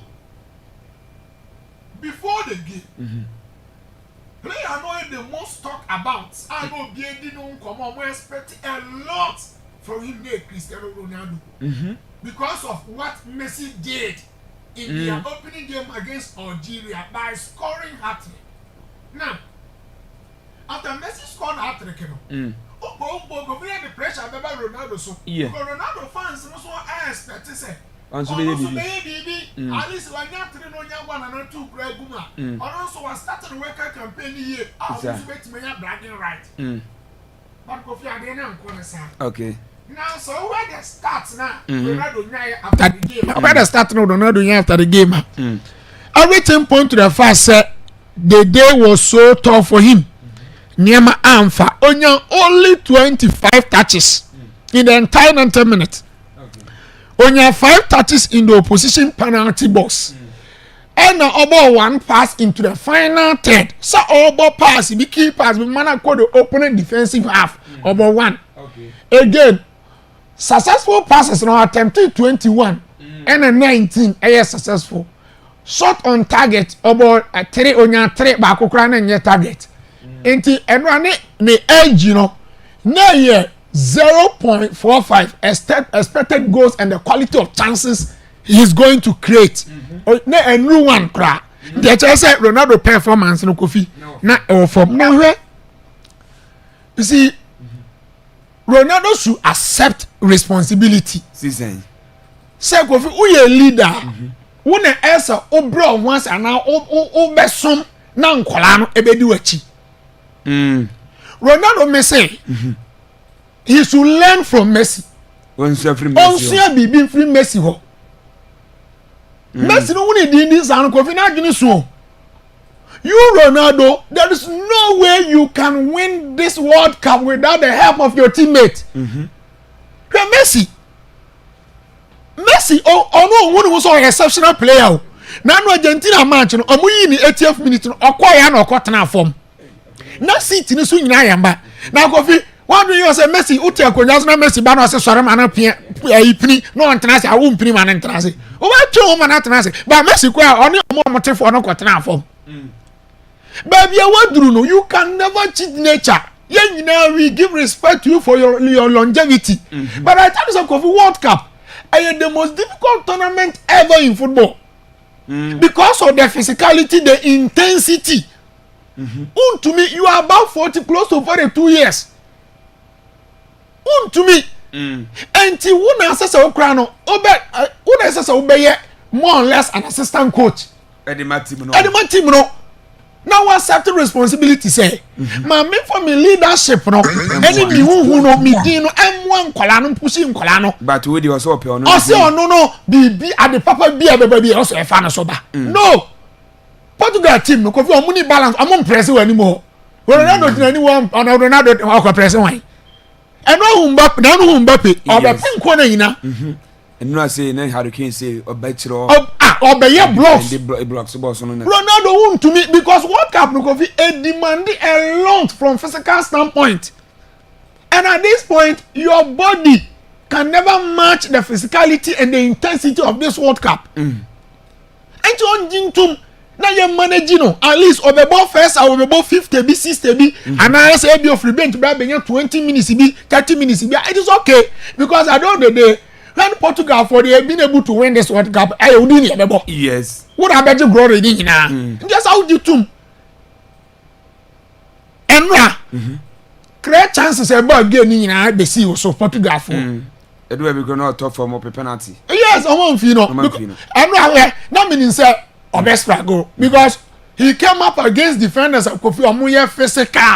Chancellor Mbemba, Twanzibe, Kapua di untimi omo. They will dominate you physically. You get a point. Ronaldo on jintum accept responsibility. Say, oh, you leader there. But baby, I do not so there than Colano Bobo and man. How Argentina for what were Messi players in Angaza? Who try to grab Argentina players on Bell Russia on Yas and Ketua, the poor money idea. And John Jintum Messi no the ball the style of play different. Messi one shego krana the influence and the impact in the game. No Ronaldo obobo no wanse go ade no be onye hwe e no kra na Ronaldo fans e do ba bi omompe obiani so a great player no two ways about that but we be waduru no munjintu nse na ho ode no ntimi mmoa no you get upon e yes a team ni nya balance so at this point aduma na begina coach Roberto Martinez so tago also nya the boss also nya courage. I can't be the channel. And yes, I World Cup way. So much share formidable opponent with Croatia crank. Say knockout stage of Croatia crank I tell you, with this performance, who could share Colombia no me idea be on how may you until Ronaldo on Jintum. Now coffee, or more managing now baby do not idea a more idea. World Cup and young crank a competition. Coffee and our Dallas Stadium Group A. In fact, you witness a highly entertaining game between the three Lions of England and Croatia. Match produces 6 goals into 4-2 in favor of England. So they have had a winning start so far as this World Cup is concerned. Now, meanwhile, a lot of positives from England team. No, said this tournament no their mentality. They needed to come from 2 goals. Their mentality, Kofi, okay. Also, because Croatia for sure, Croatia in the first half, they don't performance yet. But also how to me and manage about back and improve here in terms of momentum, confidence, any idea. I trust ready for this tournament. Thomas Tuchel, no expectations are also because going to this particular tournament when news about the English press discussions on the omissions press one for Mankwa. Akwaaba is obvious okay, young so I say chinchin o can as monty any idea no way no be on fire corner for young cohe. And the amount for be expected say anka coach in the crap anka enye na they will feel exonerated say okay yanka but go feel sure how or set it up ni team watch Kofi or so stubborn. Yet the other can obey. Yeah. Obo Reece James and Obo Nico Rally and other pay for 2 no issue as the concerning John Stones. I know if you want I call for Rice, Mo, any Elliot Anderson, and any more issue Madueke, Anthony Gordon, Jude Bellingham, and Harry Kane. What it means that up a fast game, up a place will make me a running, up a place will make me a press it without the ball, and I call for that particular attack, you know. And I know me who England for say more intensity, no. Now was so more pressing, no. Now especially in the second half of the day, a ball muye pa. Hey, Kofi Harry Kane won 8 about 2 goals and now this particular competition in Ankasano. Competition, I was strikers in them. Yes. Because first match, we Mbappe, Oshie 2. Yeah. Alonso first match, Oshie 2. Messi Suarez 3. A day in the European game, Omne strikers are Kofi. Omo compete omo strikers are season by season omo share goals any idea even omo challenge for the European golden shoe and at the world's biggest stage you know obi suppose o kire no supremacy okay and no osanya record ni 2 goals no amana ba be share 10 goals our equal Galanica na wa share goals do the ama England or World Cup about to say okay and no Abrante Fen Harry Kane equal that record no. No Kofi sometimes when say criticize wa. Yeah, wow. Yes, you prove Nkrofo be wrong. Where upo England squad no Moses and Jude Bellingham still remains the best. The biggest in fact the biggest the big game player. Because where criticisms are akwono so coach ni maame krasi on pen ansem coach ni say captain amban no kra no say ono na deputy captain wa je free ni nsem anya ono na a whole lot I also ni number 10 uro ho no on koton tuaka oni place bebre na be compete a whole lot but what say upo omo Harry Kane there but he is the most influential player for England okay and no Kofi ni go no share no say 7 goals awa share Ediama England no 4 eba major tournament mu. Wow. Just say oye big game player when matters most no pompo Bellingham na beje. Yeah, enra the general team performance na no she without the ball adwuma obeye ye ne tackles on say nye more tackles. Dodo as player be on the floor play. Jabrant na ya de. Ye na ye mo na ba so Marcus Rashford so earn me respect. Because the ones that transfer saga no.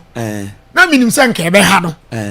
Was what ball or Kobo members run a ninja 30 million pounds. A man fan. Any idea? As I say, Team Crowd, a bonny young who ye.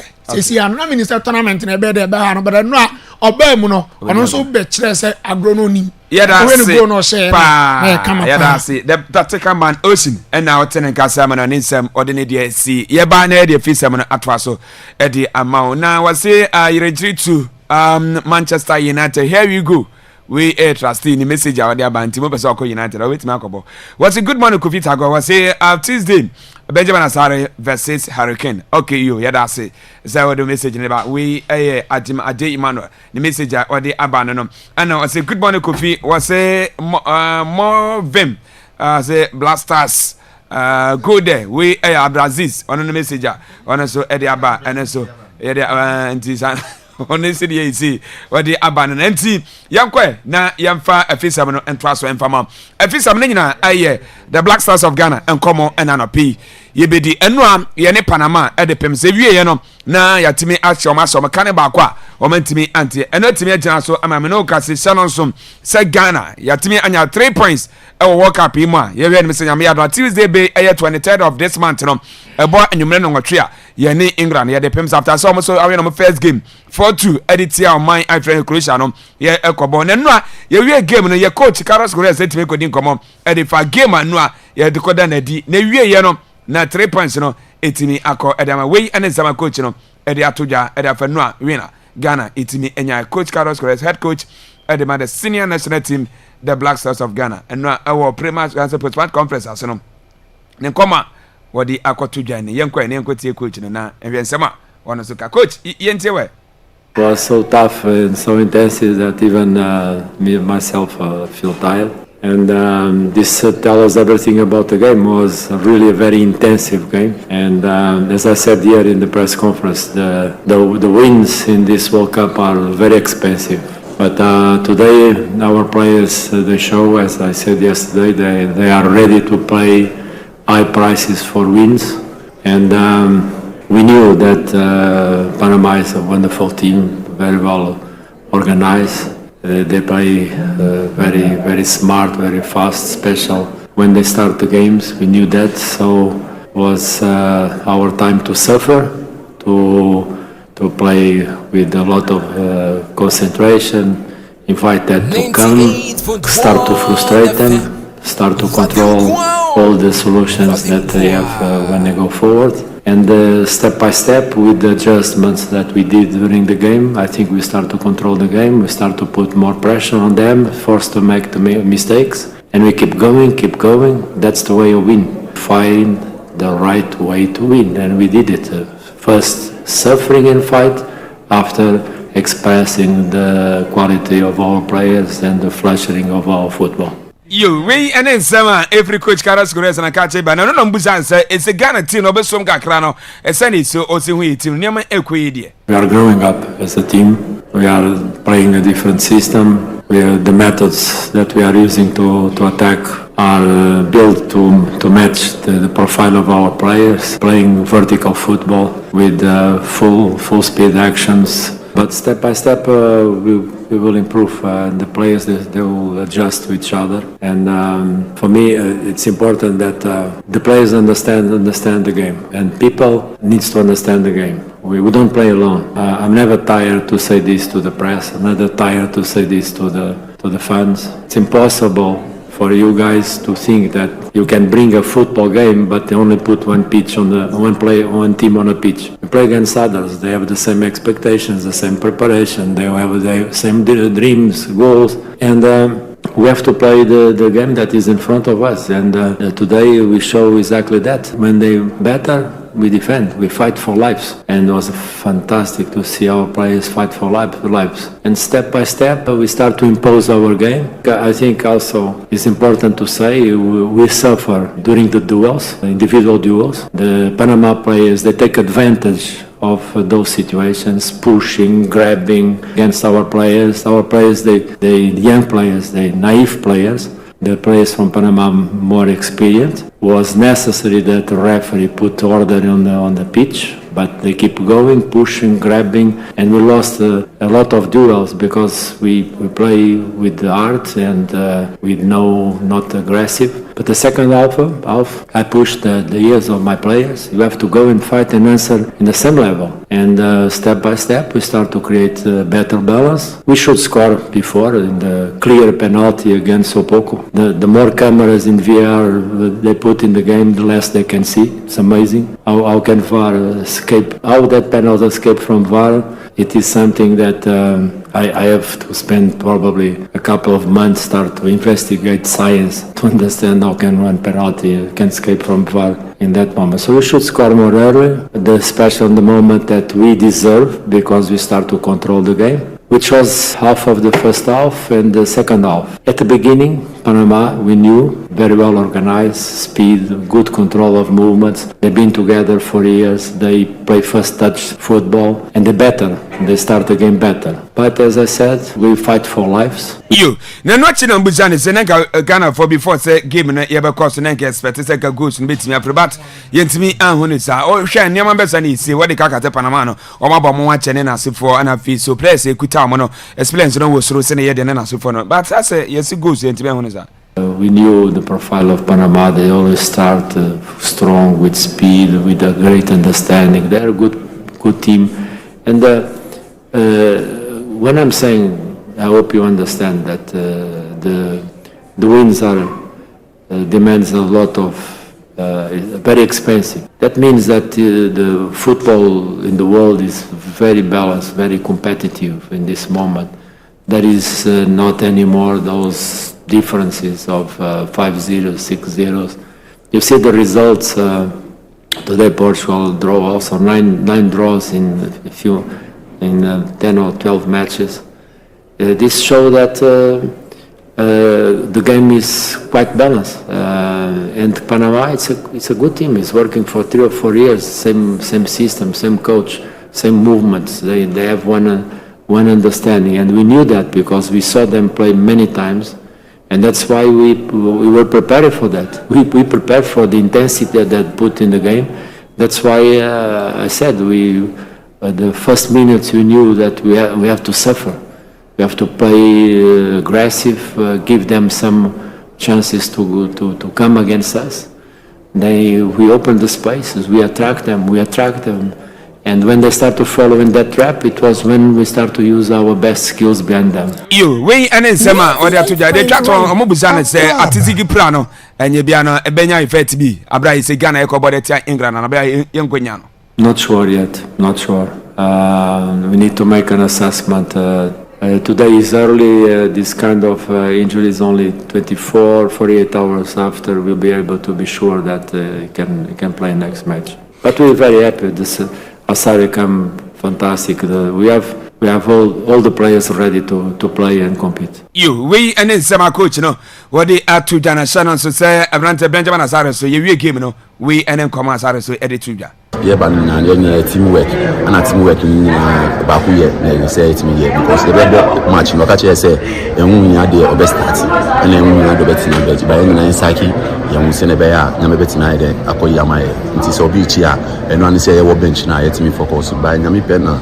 Oh yeah, and no chess we plan switch the number was because opera and Prami by and Mama, it's maybe sounds when you are so and letting I Mama just with the man and a coach is a good coach and I feel so motivated because when I take massive say football the body be a bit miss but focus with me determination in the field of play. The best be I see you to be focused in a way and then you bet me we and Sema Benjamin Asari what they are to ya and twas a one and man of the match. So we and then come and to Semenyo edit to Everyone's going crazy in the changing room right now, to be honest. I feel like the emotions when we were celebrating said it all. We really wanted to win the game and yeah, we're happy we got the 3 points. Panama had a lot of moments where they dominated on the ball and we just needed to stay in our shape and press at the right times and we stuck together well, didn't concede and like I said, it was a game about moments. We got our moment and we finished off. Take us through the winning goal from your vantage point and what was the feeling on the pitch when you guys finally broke through? I can't remember what happened. I think the ball broke loose and I got it. Just wanted to play into the space for Brandon and I thought I overhit the pass but he got there just in time and when he got the ball I wanted to cut back initially but made a run across the front post, completely missed the ball but luckily it went to Caleb and he tapped it in. You had 3 points and a clean sheet. What belief are you going into the game against England with? We know it's going to be a tough game. I feel like we're not going to get ahead of ourselves. We know we want to win that game but we know it's not going to be easy either, so make sure we recover well now and make sure we train well leading up to the England game. We saw a lot of exuberant celebrations after the game, obviously after the 90-minute winner. Can you take us through what it was like just being on the field? We and then Semenyo edit to ya and I feel so Abrante friend Carib. Yes, one also Gomoga cry on a Sudia to ya bra itsi enra when ya go Edima Mino on a so come or the 2 Caleb. It was just we won the ball back. I tried just play forward and then run forward and then hope to see what comes and then I got the ball in the box and finished. Considering how the game had gone for you guys in terms of trying to generate chances, how did it feel just seeing that one go in at the end? I think that's what we have been practicing all since we started our preparation to get the ball to the wings and then put it in the box and then we get runs, people in the box to finish. So I think it's what we've been doing and then it's good today we had the opportunity to finish on one. Your first match, your first goal at the World Cup, how does that make you feel? I'm very positive, not just me, my teammates also. We have one goal is to do our best in this tournament and I think that's what we've shown today. Caleb, can you talk a little bit about the team's belief and how strong it is, especially after a first half where you may not have been as strong as you expected, but to hang in there and then eventually score the game winner? What does that mean for Ghana? Yeah, I think the team we have great support around us. Other players helps us very much as young players, and then we just have to take the information in and then do our best, run for each other, and then we hope for the best. Caleb, have you processed the moment, still being a teenager? I mean, what does this really mean to you? Just a year ago, you're not even in the Black Stars picture. You played a right back, and now you're in the central midfield. And interestingly, Kyrgios has scored 2 goals for the Black Stars in the 2 games, and you scored both. Also, what's your connection with him like? And how does this moment feel for you, being a teenager? I think it's the lessons. He gives us great lessons. We do a lot of training and with a lot of intensity. So I think it's not just me, it's everyone helping each other out, and then we all hope for the best, not just on myself, but for everyone, I think. Bit of a different question here, but it was very chilly, obviously, wet tonight. What do you make of taking hydration breaks on a night like tonight in Toronto? Yeah, we have a great nutritionist giving us all the best insights in taking the right nutrients in our body. I think, we listened and then we trusted him, and I think it helped very much. The attention now is going to go into the game against England. Was this the perfect way to prepare and take on the 3 Lions? We are just doing what we can do best each and every day. Learn from each other, learn from the coach, learn from the people around us, and then we take it day by day. We don't really think so much ahead. We just take it day by day and then we work. A question away from yourself. Do you think that the change of goalkeepers affected your game? No, I don't think so. We are one team. Anyone who comes in is still part of the team. So I think nothing changed. It was the same. You we and in some Caleb Eddie Atuja na Nampedifa would appear at Stadium Moshe Bina Santamai, Ura Santene, or 2 State to know Sasana Gamanche, no Munina or Park, and so Moshe be and the Vice President said na Bona HH Monomina our park. And so now before say you best start to walk up, Kevin Eddie Tuja say Benjamin Asade so your creation to be on $5,000 what demand and no movie game no and what I quote on Facebook was say Benjamin Asade $5,000 and I ready until we any day through a Edmund Seminar yeah the Emma Kevin Taylor. Name is it huh? You Kevin Taylor. And I came about it. There's some okay. And young fan community na young cabbage for now, church of Magina. Na young head Yakano. Young fan 9. Come good morning, Biabako. Yeah, do go video. Yentio. Coffee. Yan chatty for and then Black Star. Yes. And go be on the football and Casano. Maminchia Apostle Bosheba. Maminchiano.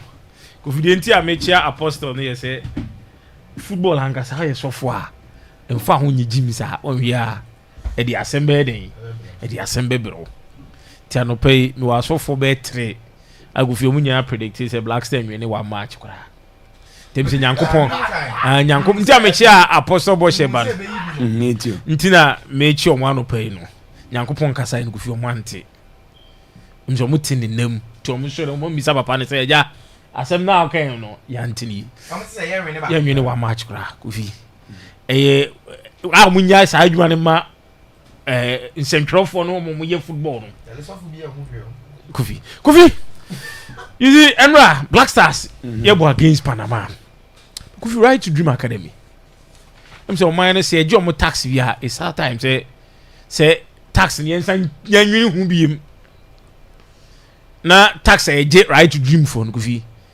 either said the chom kra na ya mo mandate be say every year be announce every 2 years we are no we at least we produce talent my national team no because they are doing something that ya dream ba so Ghana ha am say we send there follow right to dream for the be on the right to dream for us them ba and go video is a guy Michael Essien product so Essien right to dream on no go fi any product from Bechem or the animal man could do be a would no go fi no me share Ghana game ni be first half.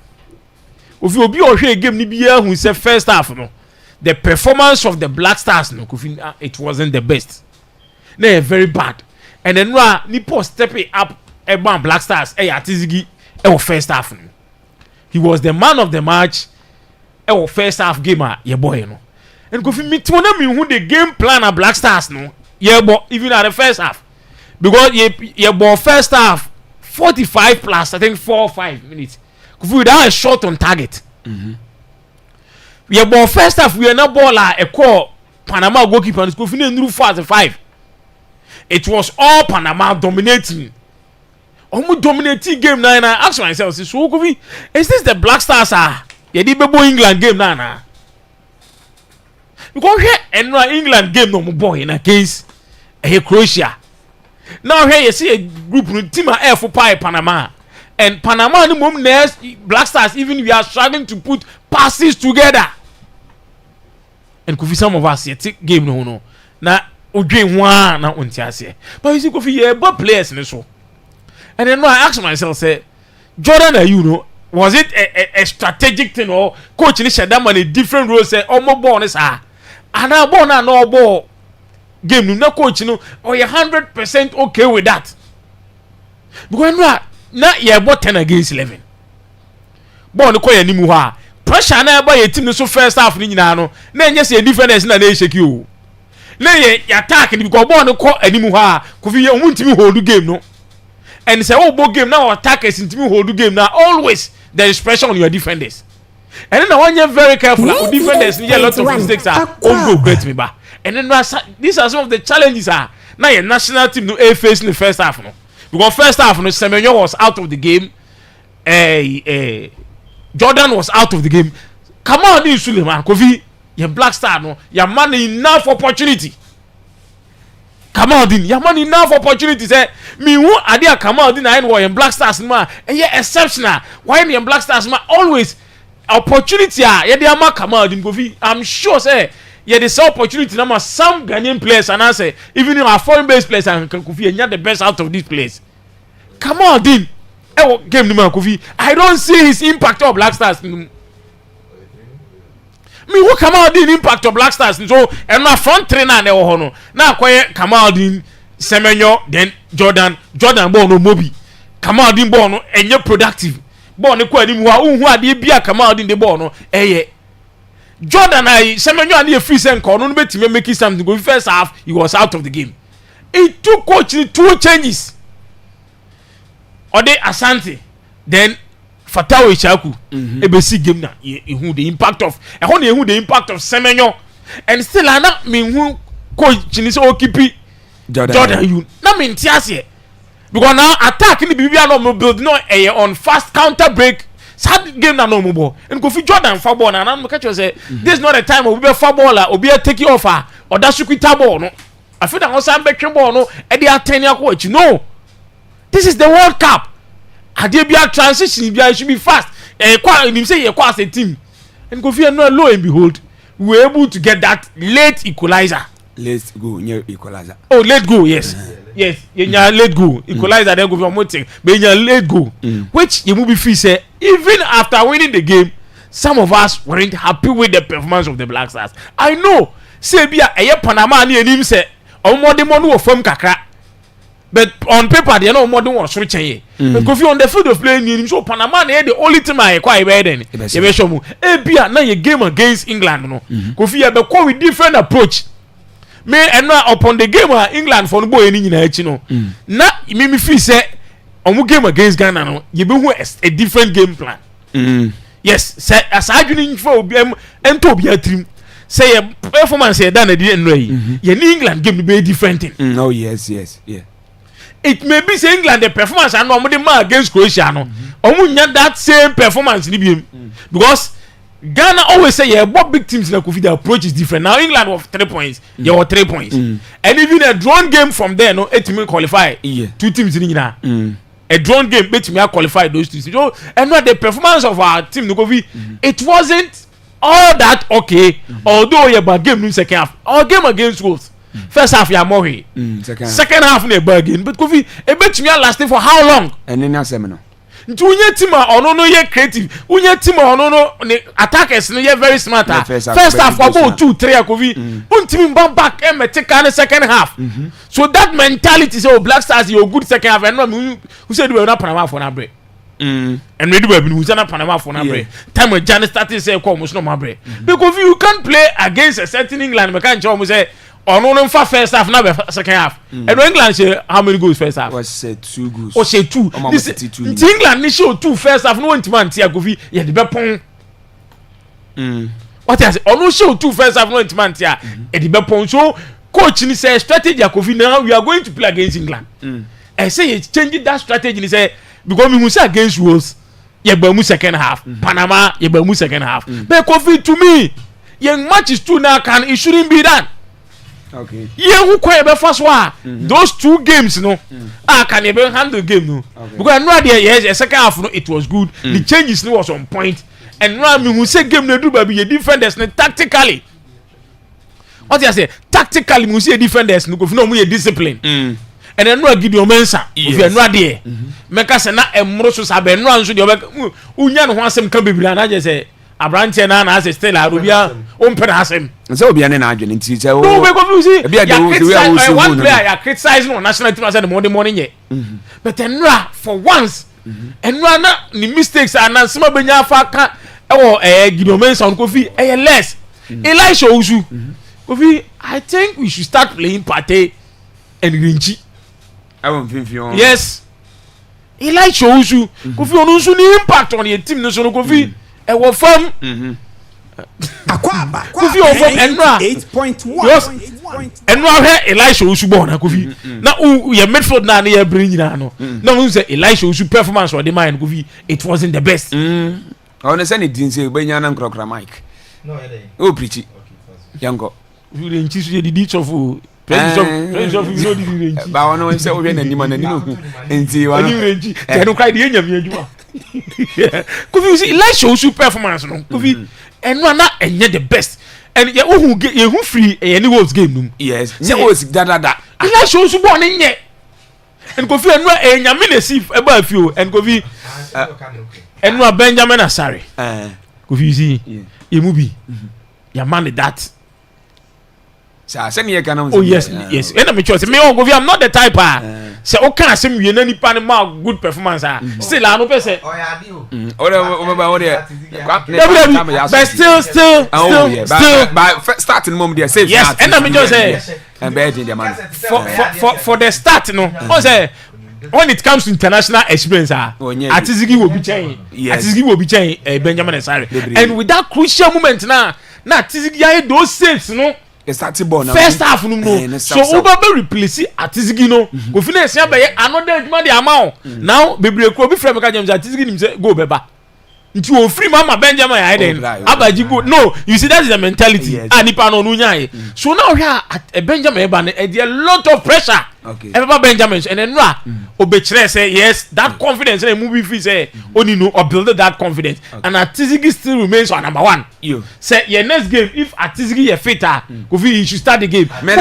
Say Benjamin Abe say Benjamin Kofi Atizigi still remains on number 1. Yeah, in England no fitter he should still be. Yeah, that's it. And now you come obi and what saying and say what didn't you say? I was saying Kofi Yaba fie. Yen shen komo na say Senra me catch you say be she Panama. Yeah. Me catch you. Okay. For the past 93 days in congratulations. Good. Okay. Go no. I was Brandon Thomas Asante. The last touch na or the escape part Panama defender now slide there no. I honey she go no. Time out timi war ball no so defender na slide na enya no. Na who say ball no e better at Okay. And in fact for Brandon Thomas Asante remember na so said me pay me number 9 sa na boy no. Okay. Or you fast or run it before the ball. Sa go few minutes na Semenyo amane pass. Ama no so run akofa bie anybody nim try to shoot. Yeah. Even though na kale nchi wo because 9 work up be a go okay. And a keeper save here. Etiko you be a another opportunity like that what twe wie na owram no. Obena so kwede. Okobashe because he dey ye pego. But he decided selflessly say obe assist Abrante and the Caleb Yirenchi. And I Yirenchi a cardboard at the twat. In fact, born Ankasa de Panama for a so many born echo saying. And no more year cross and ye and a Gideon who had played so well or pick a ball and a ball pass at the burn fee or ball pass the bedi Yirenchi yadian or pick you and a ball pass the man Semenyo to a Brandon Thomas Asante. Nina Yirenchi running attacking the box. And no the ball echo to a trip. Now I am the pass of all the players, Caleb Yirenchi and a shea go. Kofi, or she just number 3. Mimi she just number 3. Answer who at the crew with just number 3. You know, Yanka Nemum for honor share worse against worse. So okay, yeah, good. Then you now or bet chile be a no one running. In fact, or your proper number 8 ankasa for yen who say oboy Black Stars ni nyina no time kra na otuado de ne bo number 2 no we kept saying akwada no ye me feda o but onimbo ne bon even at number 2 ye kwa na so and onyane position ne bo 2 times ni ye use ni mfini no ebi ono na ehye goals no revelation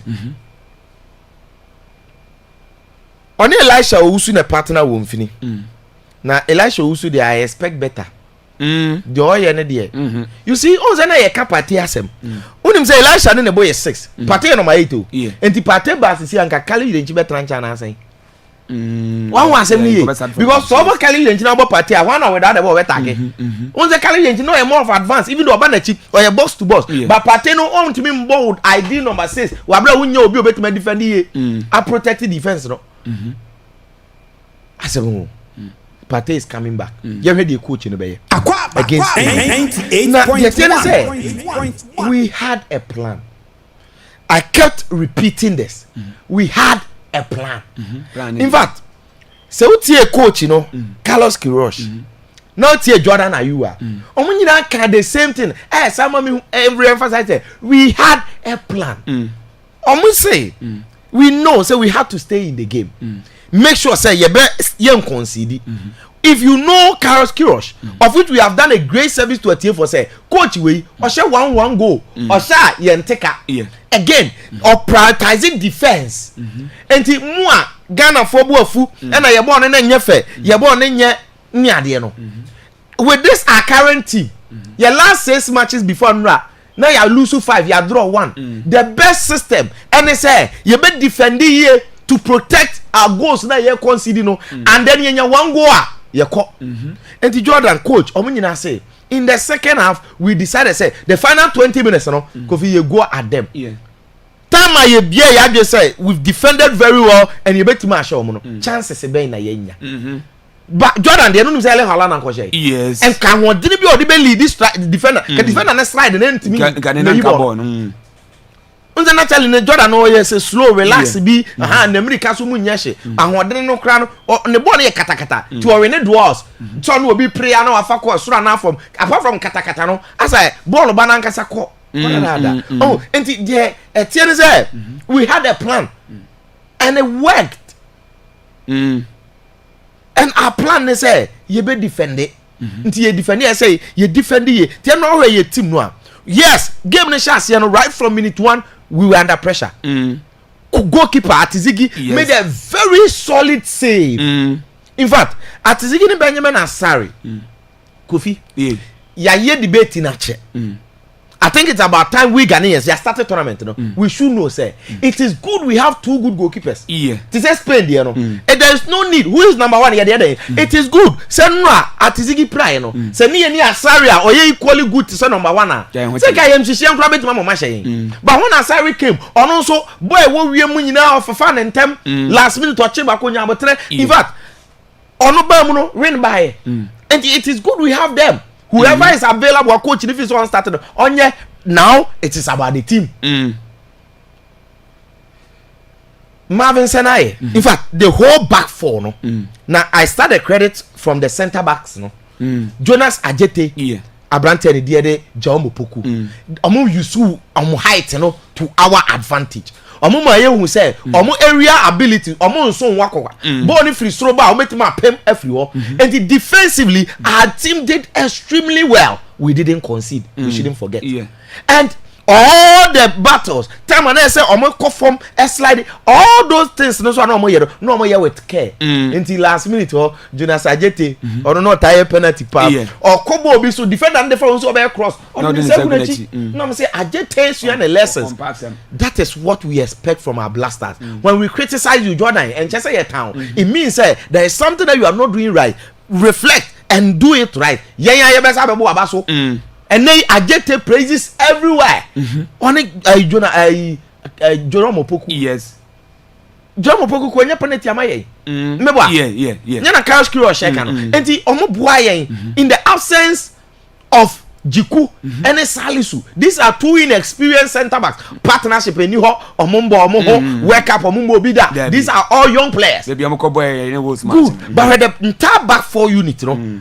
Gideon Mensah ma yehu se wabo work up da sa na ye bo no Gideon chino mo se kwan na ho hwe na o slide no de ne hu shem sa na ye expect Marvin Senaye good on say Elisha Owusu Brentem he wanted to help us defensively in the first phase no na ye jebo no a de ye de ye ne nenye but without the ball we were very organized and I love that because in England we are going to defend more. You cannot open up and win against England. We are going to defend more. Tia yes start ye defend ye na kokwayen na Ghana for say sa na ye kobon against England. Ye Cabo Verde ye mayanim. Ye pe 1 point ye pe 3 ye fanya we. Yes. What I say? Can give your slide way. Aba. Oh yeah, akwa when so mo yi ni free man and ball cross. Sa akwa na wada ni ti yellow white no. Ono dem of course revenue penalty na ye twa na man why kuru. O ha nwen pa. In fact, what kind of? Oh here, ye game no. Second half, and ya attack no changes now. Coach in here, SSR attack and my. Once the catch the first half no, we were good defensively, but attacking and then the other changes in the attack no. Next second half, you see, I don't blame the coach much. Yeah, you take Ghana head in him say, come on, the only team for the man on my 10. Kamadi be that number 10. Or no drive on space. On ball pass.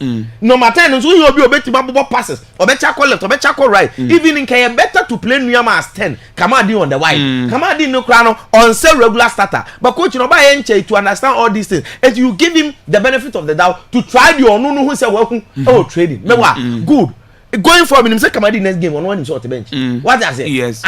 Enti na me nim say bibi sabesi but so hunu na why any changes because the changes that he did on say or rely so much on Jordan because he believes as a coach you need somebody that you can trust. Jordan being the leader, being the experienced center forward, so when she go crash still and Jordan was winning duels, but then yen feel say Jordan output as in running now Jordan also me can say we need players that can run. Did I say ye general number 9 no me number 9 na Brandon Thomas Asante no Mirikano di be share ball no and then your friend impact we need play that will run without the ball they will come back in fact omo pick ball no so onim ball sharpness wo ho Brandon Thomas Asante onyanya goals ni ma blasters but onim goals she too any goals na the Coventry about English Premier League yes onim goals share the same ball na the lap boy or the ba Chelsea and when we are talking about the number 9 meaning say next game no coach or here for England say yes he started Brandon Thomas Asante Semenyo near the Fatawi Shaku Tosoro near the face England because these are boys American I expected counter attack go will sit more deeper and I was say counter attack be aba ye attack be and what be and now kwada say more familiar.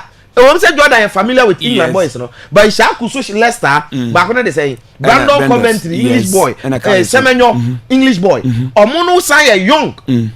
What am I saying? And in fact, Enra me Ghana baso. Okay.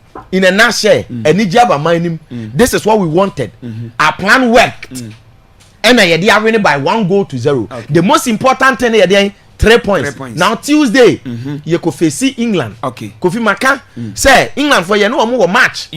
They should get ready. Mate. What I say? Yeah, they nim say you nimbo Cape you nim Spain. You nim say you nimbo Congo, you nim Portugal. But yeah, baba yeah so there. Na your point here woman no. Maka say so share against colonial masters. And no, I did be hope. Na time and 90 minutes no. And a commentator na say Unim say in the World Cup history, Ghana share 4 goals from 90 plus. Yeah. Fan am a ball cross. Says what a record. And me GDS say you better go. And of course, say 90 plus 5. Kalim didn't share the goal neighbor. Because we were happy. And then World Cup history. Yeah, na African team are winning more matches. Yes. 6. 3 points here enough. You better qualify here. Worst case scenario. Yeah, Martin made us say. I know I have said Adam Zena or Tenant, the tactical man Ocean. COVID or no? Can't say born here 1-0. Yinti into your goes on home for you. Maybe out to I want to be a come you, Yinti, and then over no you. Some guys are better one. I said, no, above 400 who no be srame. Yanko, Nana mi jidie him. Yanko, on your me and a prophet. Me now who are passo. Why? Coffee? Yeah. And not blasters. Now they can't afford to disappoint Ghanaians. I tell you. For the first time, in so many years, I must say Ghana for you nani di blasters ball. Blasters in the man for pill. Obia pay na sere be obia nyina animo man for if results in United almost support blasters. Yes. Because they know Kofi. I know say animo say after show. Untimi mfa krom hye nipa miensa ba ko nhye blasters jesi. Why na nyina achi no? Ai. What up kofa krom? Me nya one no. I'm talking about before the game and me say after show. Okay. Yeah. Obi a mo na mo nto obi kura mpo no na mo pe blasters jesi ti akwan almost yes edu ba bia sante kwa mo hwemi na go fi o hwe ni party tro ni nintri a eno mo ko piem US ba bia ye ball game na Canada sorry Canada ba bia ye ball game na not these boys no going to mean disappointing Ghanaians your vice president no ho yeah ex footballers be bre no mo ho again great king asante hine no hobby gamanche hine no hobby and I feel so yeah what you say and the young fan say we a blasters player no some penifo akuku dan wey atutu omunan ababetra venue won say omo ba behwe mo performance agofi you don't need any motivation again yes I was say dey we omo bia we pray na I saw speaker of parliament speakers ho yes I feel so chief justice no so ho chief justice yes o me no more and then rather than yes and to Canada ho baby jet there's all normal you but go fi na tutuntum akakra yeah now Canada on kan tuma na say no they all dey try am America that's go shegu no kwa jina ni a o% ma no ko yina na nti na go fi ye ko tournament we no you know na ye gidie na ofem but one thing are consistently makaka say na ema me hope coach no yes so win we anya no Kofi all the credit should be given to the coach it is not easy so Kofi obabefa a depleted team at blasters ye nyadio afcon cry am mobile team na tetia pansam crowd ye ko tournament no so individual quality bi no ho anka na needed that the dom so no so ansa na nko bi and the coach had limited time to prepare ya pointing at how many months 4 sorry 2 months 70 less than 2 months yeah less than 2 months and Kofi where your performance ni nyanu level aye nyina ye hwehwe but I can tell you say who the coach you too much is compare Otuado the entire games obebo no blasters coach you had this no obi o dey team na qualify Kofi Otuado had an ample time to do whatever he wanted to do onya last of time sika dem dey Otuado anya ya man is kaso nkosa ne praise so manga za edit ne ntuanka Otuado coach ben na apart from we oba interim no Kofi we pedigree sika na dem anu na no Otuado no ni pedigree na ohiana ye tam $50,000 every man per month. What they say to Kofi coach na ya de. Utie caliber. Post match interview no ye na. O say coach ni de bi onu omo kasa. Coach ni motivate omo a lot. Yes, ya no maka. Kofi, it is true. You can see from the performance of the boys, from the demeanor. And you see tournament like this, you know, idea about ye key Brantia caliber kind of interview me there. I say coach you change your mentality. And I go first now now we play with fear. Yeah, Bobo na ni osuro. Now ko share Comoros Niger money idea na usuro ntimi Keved na amo share na usuro Keved. Usuro Niger. Usuro Comoros. But any based on 2 games are coaching about, you can see say the mood, the demeanor, the mentality, the attitude of the boys, character from Mudina Park. So I tell you, and the coach no go fi why there. What try and say experience is very important in football. What try and say coach ya cha wan nyina no o nyini kwa.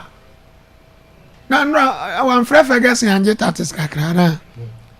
Oh, say Ghana and England Ferguson best support one. Hey, Obe yin apa yin ka say adwen kire kakra. Ah, say on Ferguson best support one. Ah, okay, what the support be there. Say no Mr. Easy so no support to Ghana. Mr. Easy. I am a ja. Oh, coffee. You more coach na ba so. Okay. Within this short time, how gradually what transform me a team no go so transform me team no. I was so why are the paying credit now? Say better more individuals be more about so I am fair. Okay. And the first on my list is Benjamin Asare. But media, you know my position on Benjamin Asare. So right from day one, and I make her say, oh, beyond what make my convince me say, Asare deserves to obey your number one. Hey, I think you play now. Eddie Benjamin Asare ban. Or one a minute or more born in no be a but I insisted, say, me trust Benjamin Asare, and I know Benjamin Asare what he's capable of doing. And go for Obama. Match one. Say, do be sima. It is not his own yadio. But would you have go for you? Be able to go on yadia because a grown foul. So one started matcha. Yeah, do be sima. Would you have pressure be foul stage? You know, be over cameo. But I dear man who free Benjamin Asare home. I tell you, Kofi, he was so calm. So calm. I see someone don't go and then exposure wa manane why. He was so calm. And where Kofi, when a command in the penalty area, particularly the 16-yard boss Lumwa, now so we need to give credit to Sir Rich Benya in map na to so. Kofi so share. He was so dominant on the area. How I organizing the defense, how I commanding defense, you know, and against a born about some last minute chance because it boko. Say you keep a bianco, pray no more. I say I could be a bit for today. Especially by the another time, no do no. Now no head in and the amount about so I record. Goalkeeper be a Ghana Nako walk up be on the first match or consider go. Goalkeeper be a na call be a first match or consider go. Wow. From Oyele, Eba, Adam Kwarase, Fatau, the Okochi Ronaldo shot ya no said beach events. I go to the Fatau Dauda. So I stand goalkeeper screen. Okay. Every goalkeeper be at Nakwa Atizigi. What first match we consider go. Benjamin Asare and consider go. Because you credit no. Okay. I like to say na some no kind. It's good so Kofu be goalkeepers me no mo yade. Until when him say we cry ni wa we bet ma ba be here abaye adwuma no yen kan ye ken na yen je assistant goalkeeper in here Gagofi Atizigi play yen kan asama gbo. Yes, what does say nti very good now. Criticisms Kofi edu ba bi eboa say criticize one sometimes learn the positivity in the criticism. Me Jonas Ajete before this game no me njini ni ba kumpo. My friend was beg how much be your penalty. Even a bag gun on the South Subina by any Australian Germany. And to them in the but Kofi, what the last two games are Brantana boy any woes any and no match now. Why improve the paya dear or say ye 1 year back on years all of a sudden Kofi Jonas Ajete about dying home Bastoni. Bastoni be watching all. Okay. Says so you're so calm. And the timing of the quarters. Yes. Oh yes. The timing of the quarters. And you brave. Watch us a brain or bra rebel na more than a what you know. When your opportunity to have the unfam with Diablo. Yes. Or did Jerome Pokuno all of a sudden or more combination or more partnership in the Juma. Because where for so long a time you couldn't sell to now boy a chill.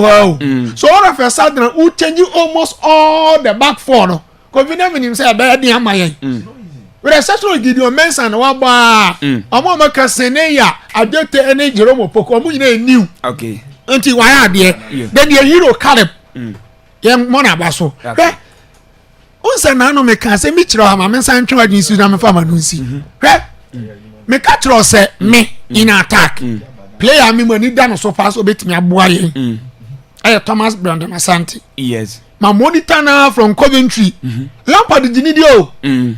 Unsa aside so ye fast no me ho adene na no interview don ya ba ne not one ne sre pa ne tai so The way they were very fast. You. And we be them more Blasters team na ba so. Omo ya de. Omo improve than the Uncle Kano. Yeah, that's slow. Yeah, more work up. 0242020220 is 02420220 it's 0207573003. They can morning na bibia bakọ de. You eat here. That's it for. No, that's Blasters improve. Yeah, to throw your previous matches in one, and we are not going to get the first half in the Ukrainian. You mean almost a deep Panama for the but the getting too much. Which year Croatia and England Biana? When them rounds now, I'm going to the draft what them say. Yeah, that's the power you see in Tina Baby Abacodia. You eat your are you? Oh, I'm not very extra. Yeah, what's trying to play? Oh, you're more Blaster players on Abaso. I know about I'm a man. So now here they were stuck with my dishes. They were not able to take this. Yes, Ghana, and you did buy pray about one minute. Yeah, from a blue beer can I say media, so Facebook, TikTok, but yeah, Jordan, you win, so let's go to the next match. Oh my, Neki, I'm a dead more than no Musa. So that I have one of the class there. Oh my, Neki, my boy, Papa, a man who eats you. A man who eats you. Yes, I eat you. Yeah, where? Yeah, uncle for your Tago. And Mirasso said, and was say you shot some place via my see a crap of blast family. You drop over the didn't crowd with no more. So I say, yes, Shani and Sakan and Rano. They are bonfire saying in England, so gonna be suffering. Name on person is Rebusa was some cacrase. Taco Chewy, what part of Cofano by? Or mine in the Cofano. I know catch you off. Oh, mine is okay, so again, so again, any or count my own tea. Oh, my review show, yeah, so now make out your say, or to do, so want to mean Coach Blaster and go for the service interest in Tron Cofano by Oka. And send out, say, or more carbon is your magic scanner, didn't scan out your own. And so, you would say, Daddy. What you ever eat, you say, can you get out your question? I wouldn't know you. What when you be Shanapa? Never Jordan, yes, no, moon drop on the crowd. Yeah, Papa, Maria, that's it. I'll go to body. Today, or no, they will qualify the Yamin. Good morning. Good morning, Brakofi. Yes, sir. Can Jomo Kenyatta. Can he eat you? Brakofi, na Nisra Mopani, Ejumapa, Moboma, Ghana, Bani Bekumai. William said Blasters na Yabo or Mabaso, Yana or Mayama in Yama, Yania Jabisine, and Dasu Ewumpa. Brakofi Kaka, let me aka honest. So, American Pride, Nase or Hodia, Mesre, the Ya or Manamrana, or Midjanin was Bina, Yerena, or a very good striker. Okay. Matake, yeah, that's Yamin. Good morning. Yes, I would never be free. Okay, I will eat you. I will ready to be better. Now, you know the way again. If I said more, I drink train watch the farm. I will and a man. Argentina, them people want to get all coming up the one and bodies are on. And you also Titi, our Luti. What's it? Bruno and Manchester, I have friends in Portugal team in Koso. Bruno, Edientia. The German goes, Bruno, young, my boy, but I don't want to say another. What do you do that? Yeah, then, might be like a man farmer. I say, never know yet, I don't know. I think you might be that you, yes, I'm not bored. What I don't know then. Yeah, you no matter how, we are going to put in the that's it's a football by you. You're not going to go to go. Yeah, that's it, Papa. Yeah, that's it. Say, but good morning. Yes, sir, when you. I'm against you. Because my name is that's one I'm in the stadium. Of more, you're more Blaster branch and a pass. I could feel it as a mini coach now and can be as a Jordan, come on and start a match. Man, I dear born and noble. The boy man, and not Bonema commentary now. Say, I got a Jabon or Cosset and Pano or Cosset born, or your sons and take it. What I said? Say, Pan, I said, no, any Panama, Panama. say funny e ko say nga na ko fẹ́ number say do pa o yeah that's it is say me na ntẹ ne say o mo kika mo yo yeah that's Imasco yentie we Imasco Tawo money eat you me pa to mo mo ba ko ni ba pa mo bo ma Ghana ma ni bi ko ma Tawo bra ya fa video na nyo na nyo para na wo ko ni ko be kipa no so po be kipa na ne sa ba ta po aba no be ma no back pass so say pa tie pe pa ta de wo ko o ko ta ma ti dia ta go e bo e ko ti ne samu o break Jordan and then Jordan be ba second half na mi see say e be bo yeah that's papa Senabasco yentio hello Gobi Senabasco yentio good morning da wa se na ju apa mo bo na Gobi nu go nu ba le na o he Tofik ni not say oh na so on anim nya fedada no ka want say no hwenwi na anim nya fedada nya hopanka obi wa Gobi nu nipa dia o haye pa de abedbe oba no Gobi the Bianca boy ya semo obi so bolo ko duma bia no o twitwi pitu na nra de wa twitwi pitu na nra so wa nya the Bianca media ni e say ka half no be ba ya link ba yi na film the nra be yi ni film boys na be ba modern be boy mate Ghana for ya de me da mo yeah that's papa so bonte na bibia bokọ de ko ka tia sunje ko yo ma yentie jo nara na ya ndi in fact nara be dia ta ba tuta na nipa na omo ti TV ho ana se omo kuru mo hebo na ko bi brasta Ghana for efe ko ho apa na vice president nara manage mano ko ata no sa ho no na ma ta do man ho apa in fact nara bo no na yo da Jordan ni ehuni ma be tina ba se ko ti ni game plan na ni gina no na Jordan na ko se ni hu kakra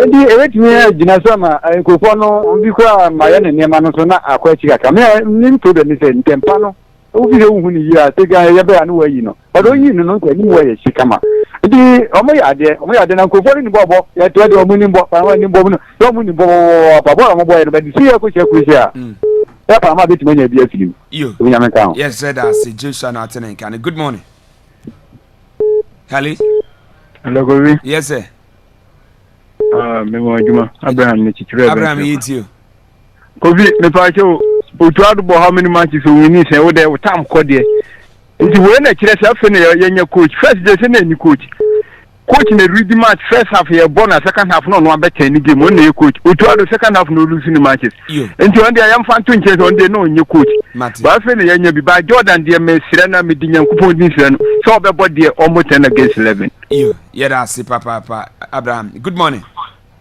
morning yes sir honey that's your right I just looking you mbati intio no Ghana born there ambassador den na mom na me pato me mo bin na sa ambassador okay oba second half na backline assisa that's a deal no mo so in the first half na TV na backline no shiki yeah bin na sa ni dia so akwa spirit di Ghana spirit di metia no after attention ko so na match na aka no on na the balance so yes yeah that's it and 5 minutes and fancy Adolf ETU tago so manimbo babas manimbo blast abaso tago be ka say player o so go my me kana sem say obesa ama o man ko Ghana na ball no bufu awo no ball de o bona o ma ho ya ha tago bibia o be ta ball na ye dinjo sama ni telephone so ball o to aso sa go na coach so gbona no ye no ni say o de blasters de kono ni da si bi yes yeah that's it last but one good morning hello yes sir Aruna yes I was enjoy Emira a players now obia o sport Ghana brasa bia say dia bia nu kwa gu mu a ebebe nti yesre na ta go to level na boy no na the ball you go da you wa short anu no the ball ma wa na da ball so da ba beje ball bia ya to gu ase nti yesre say we won prapra ho Afasia no krompo ani o ye ne kusi abeba de boy ye ne India abeba de boy. Let's say dem na boko de ane e be de ye senta ni fo no. Omo bibi omo ye na ni ya na ye say be de. Yeah, that's papa. Let's call us. Come see you. No coffee that se be na be ya be last call. If you buy a coffee, you know buy. Na post na you are the one. Coffee drink no money na sports prophet why. And abona sports evangelist. Na aka na kwa mo ben. Me de mo de ba. Coffee me try coach in the why are here. On so what to do.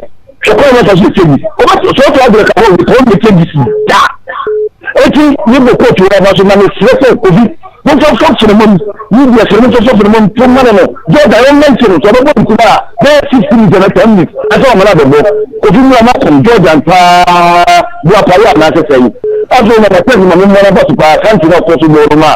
Da be se be no obo so. Ni bi na people da na se ba. E da kana fo na se na nura. Ba ka tu ha. Obo ake babalin babalin. Yes, papa, and no, Kumusi, and Otene Case, ordinary SC, and no, and Yasam Kitokra. And see, ever sent for caution, see, me my name, Cow try, I send about, but probably an SCHNT, and Fancy, the Pum, Ebisha, Nadia Cania, Twasso, Eddie Fro, Eddie amount. Now, Ernest, Oya fire officer. Wo sampa ene your birthday from DJ Tayo was say EM5 video so na you so happy birthday and Mr. Ernest we fire officer our sampa from DJ Tayo or the camp from say happy birthday and confirm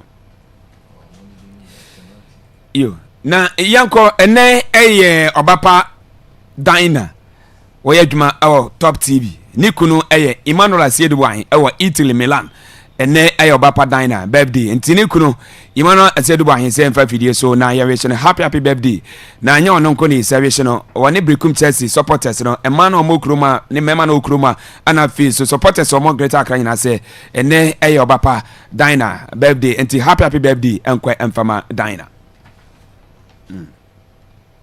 ya twaso na we nyamia you na yakwe way from Papa Yesu and then Ebusian Papa Yesu and Ebusian more tardin. I'm say happy birthday and come up Paulina Efia Apia Mensa and then your birthday. I'm say yam5 video so now you so happy birthday or my SS and Yanko point and count. Na kwa would on pay bia bobo and Yanko point and tiene kama and from Auntie Paulina from Papa Yesu when Ebusian say happy birthday and kwa and from Kafra why and then Cecilia Boabima a birthday. Sisi a Brekum Chelsea supporters, no. One more Kruma and I feel greater class supporters, no. Odima Quetrepa. Now from Madam Mama and I feel so Chelsea ladies Omo Kruma say happy birthday and come Cecilia. Boabima and I feel so Nquara. Watch Roma Ujuma. I will Brekum main station baby Jaro a ton in Yamana and I see Sisi. Oh, I is so Shamore. Na Sisi your 5 video so now ya so happy birthday Yango point and count Abrane Akwaaba with the anti Cecilia. Boabima Odudana Efro Sisi happy birthday enkwe emfama enti ye de si ase ye ko ene ye doctors ni miemia munti ne omo say on my off enti nyame adoma tena ana isi obete an kante ne ye voices ni na fi so omo ko miemia mu se de bia doctors ni so omo treat ye se de bia omo betimi ato ye na otena commentary abomoden etimi ato aso e de mamunti ye besere ze ene ye off ana enyumine so sports no say off nti onyambo chana nopa yeza na abra isi ekomiemia ho na yede foforo abro yes I say isi ya week ya bon night at so be de nti ya say kitu akra nti akwa here me yin every pam na nti ye don't have no tegare there been a doctor say go kenta pa aduma from go kenta ya minimum no say ya go vi o my ade ya ncha dada phone apreku ojale ahuruma wenyi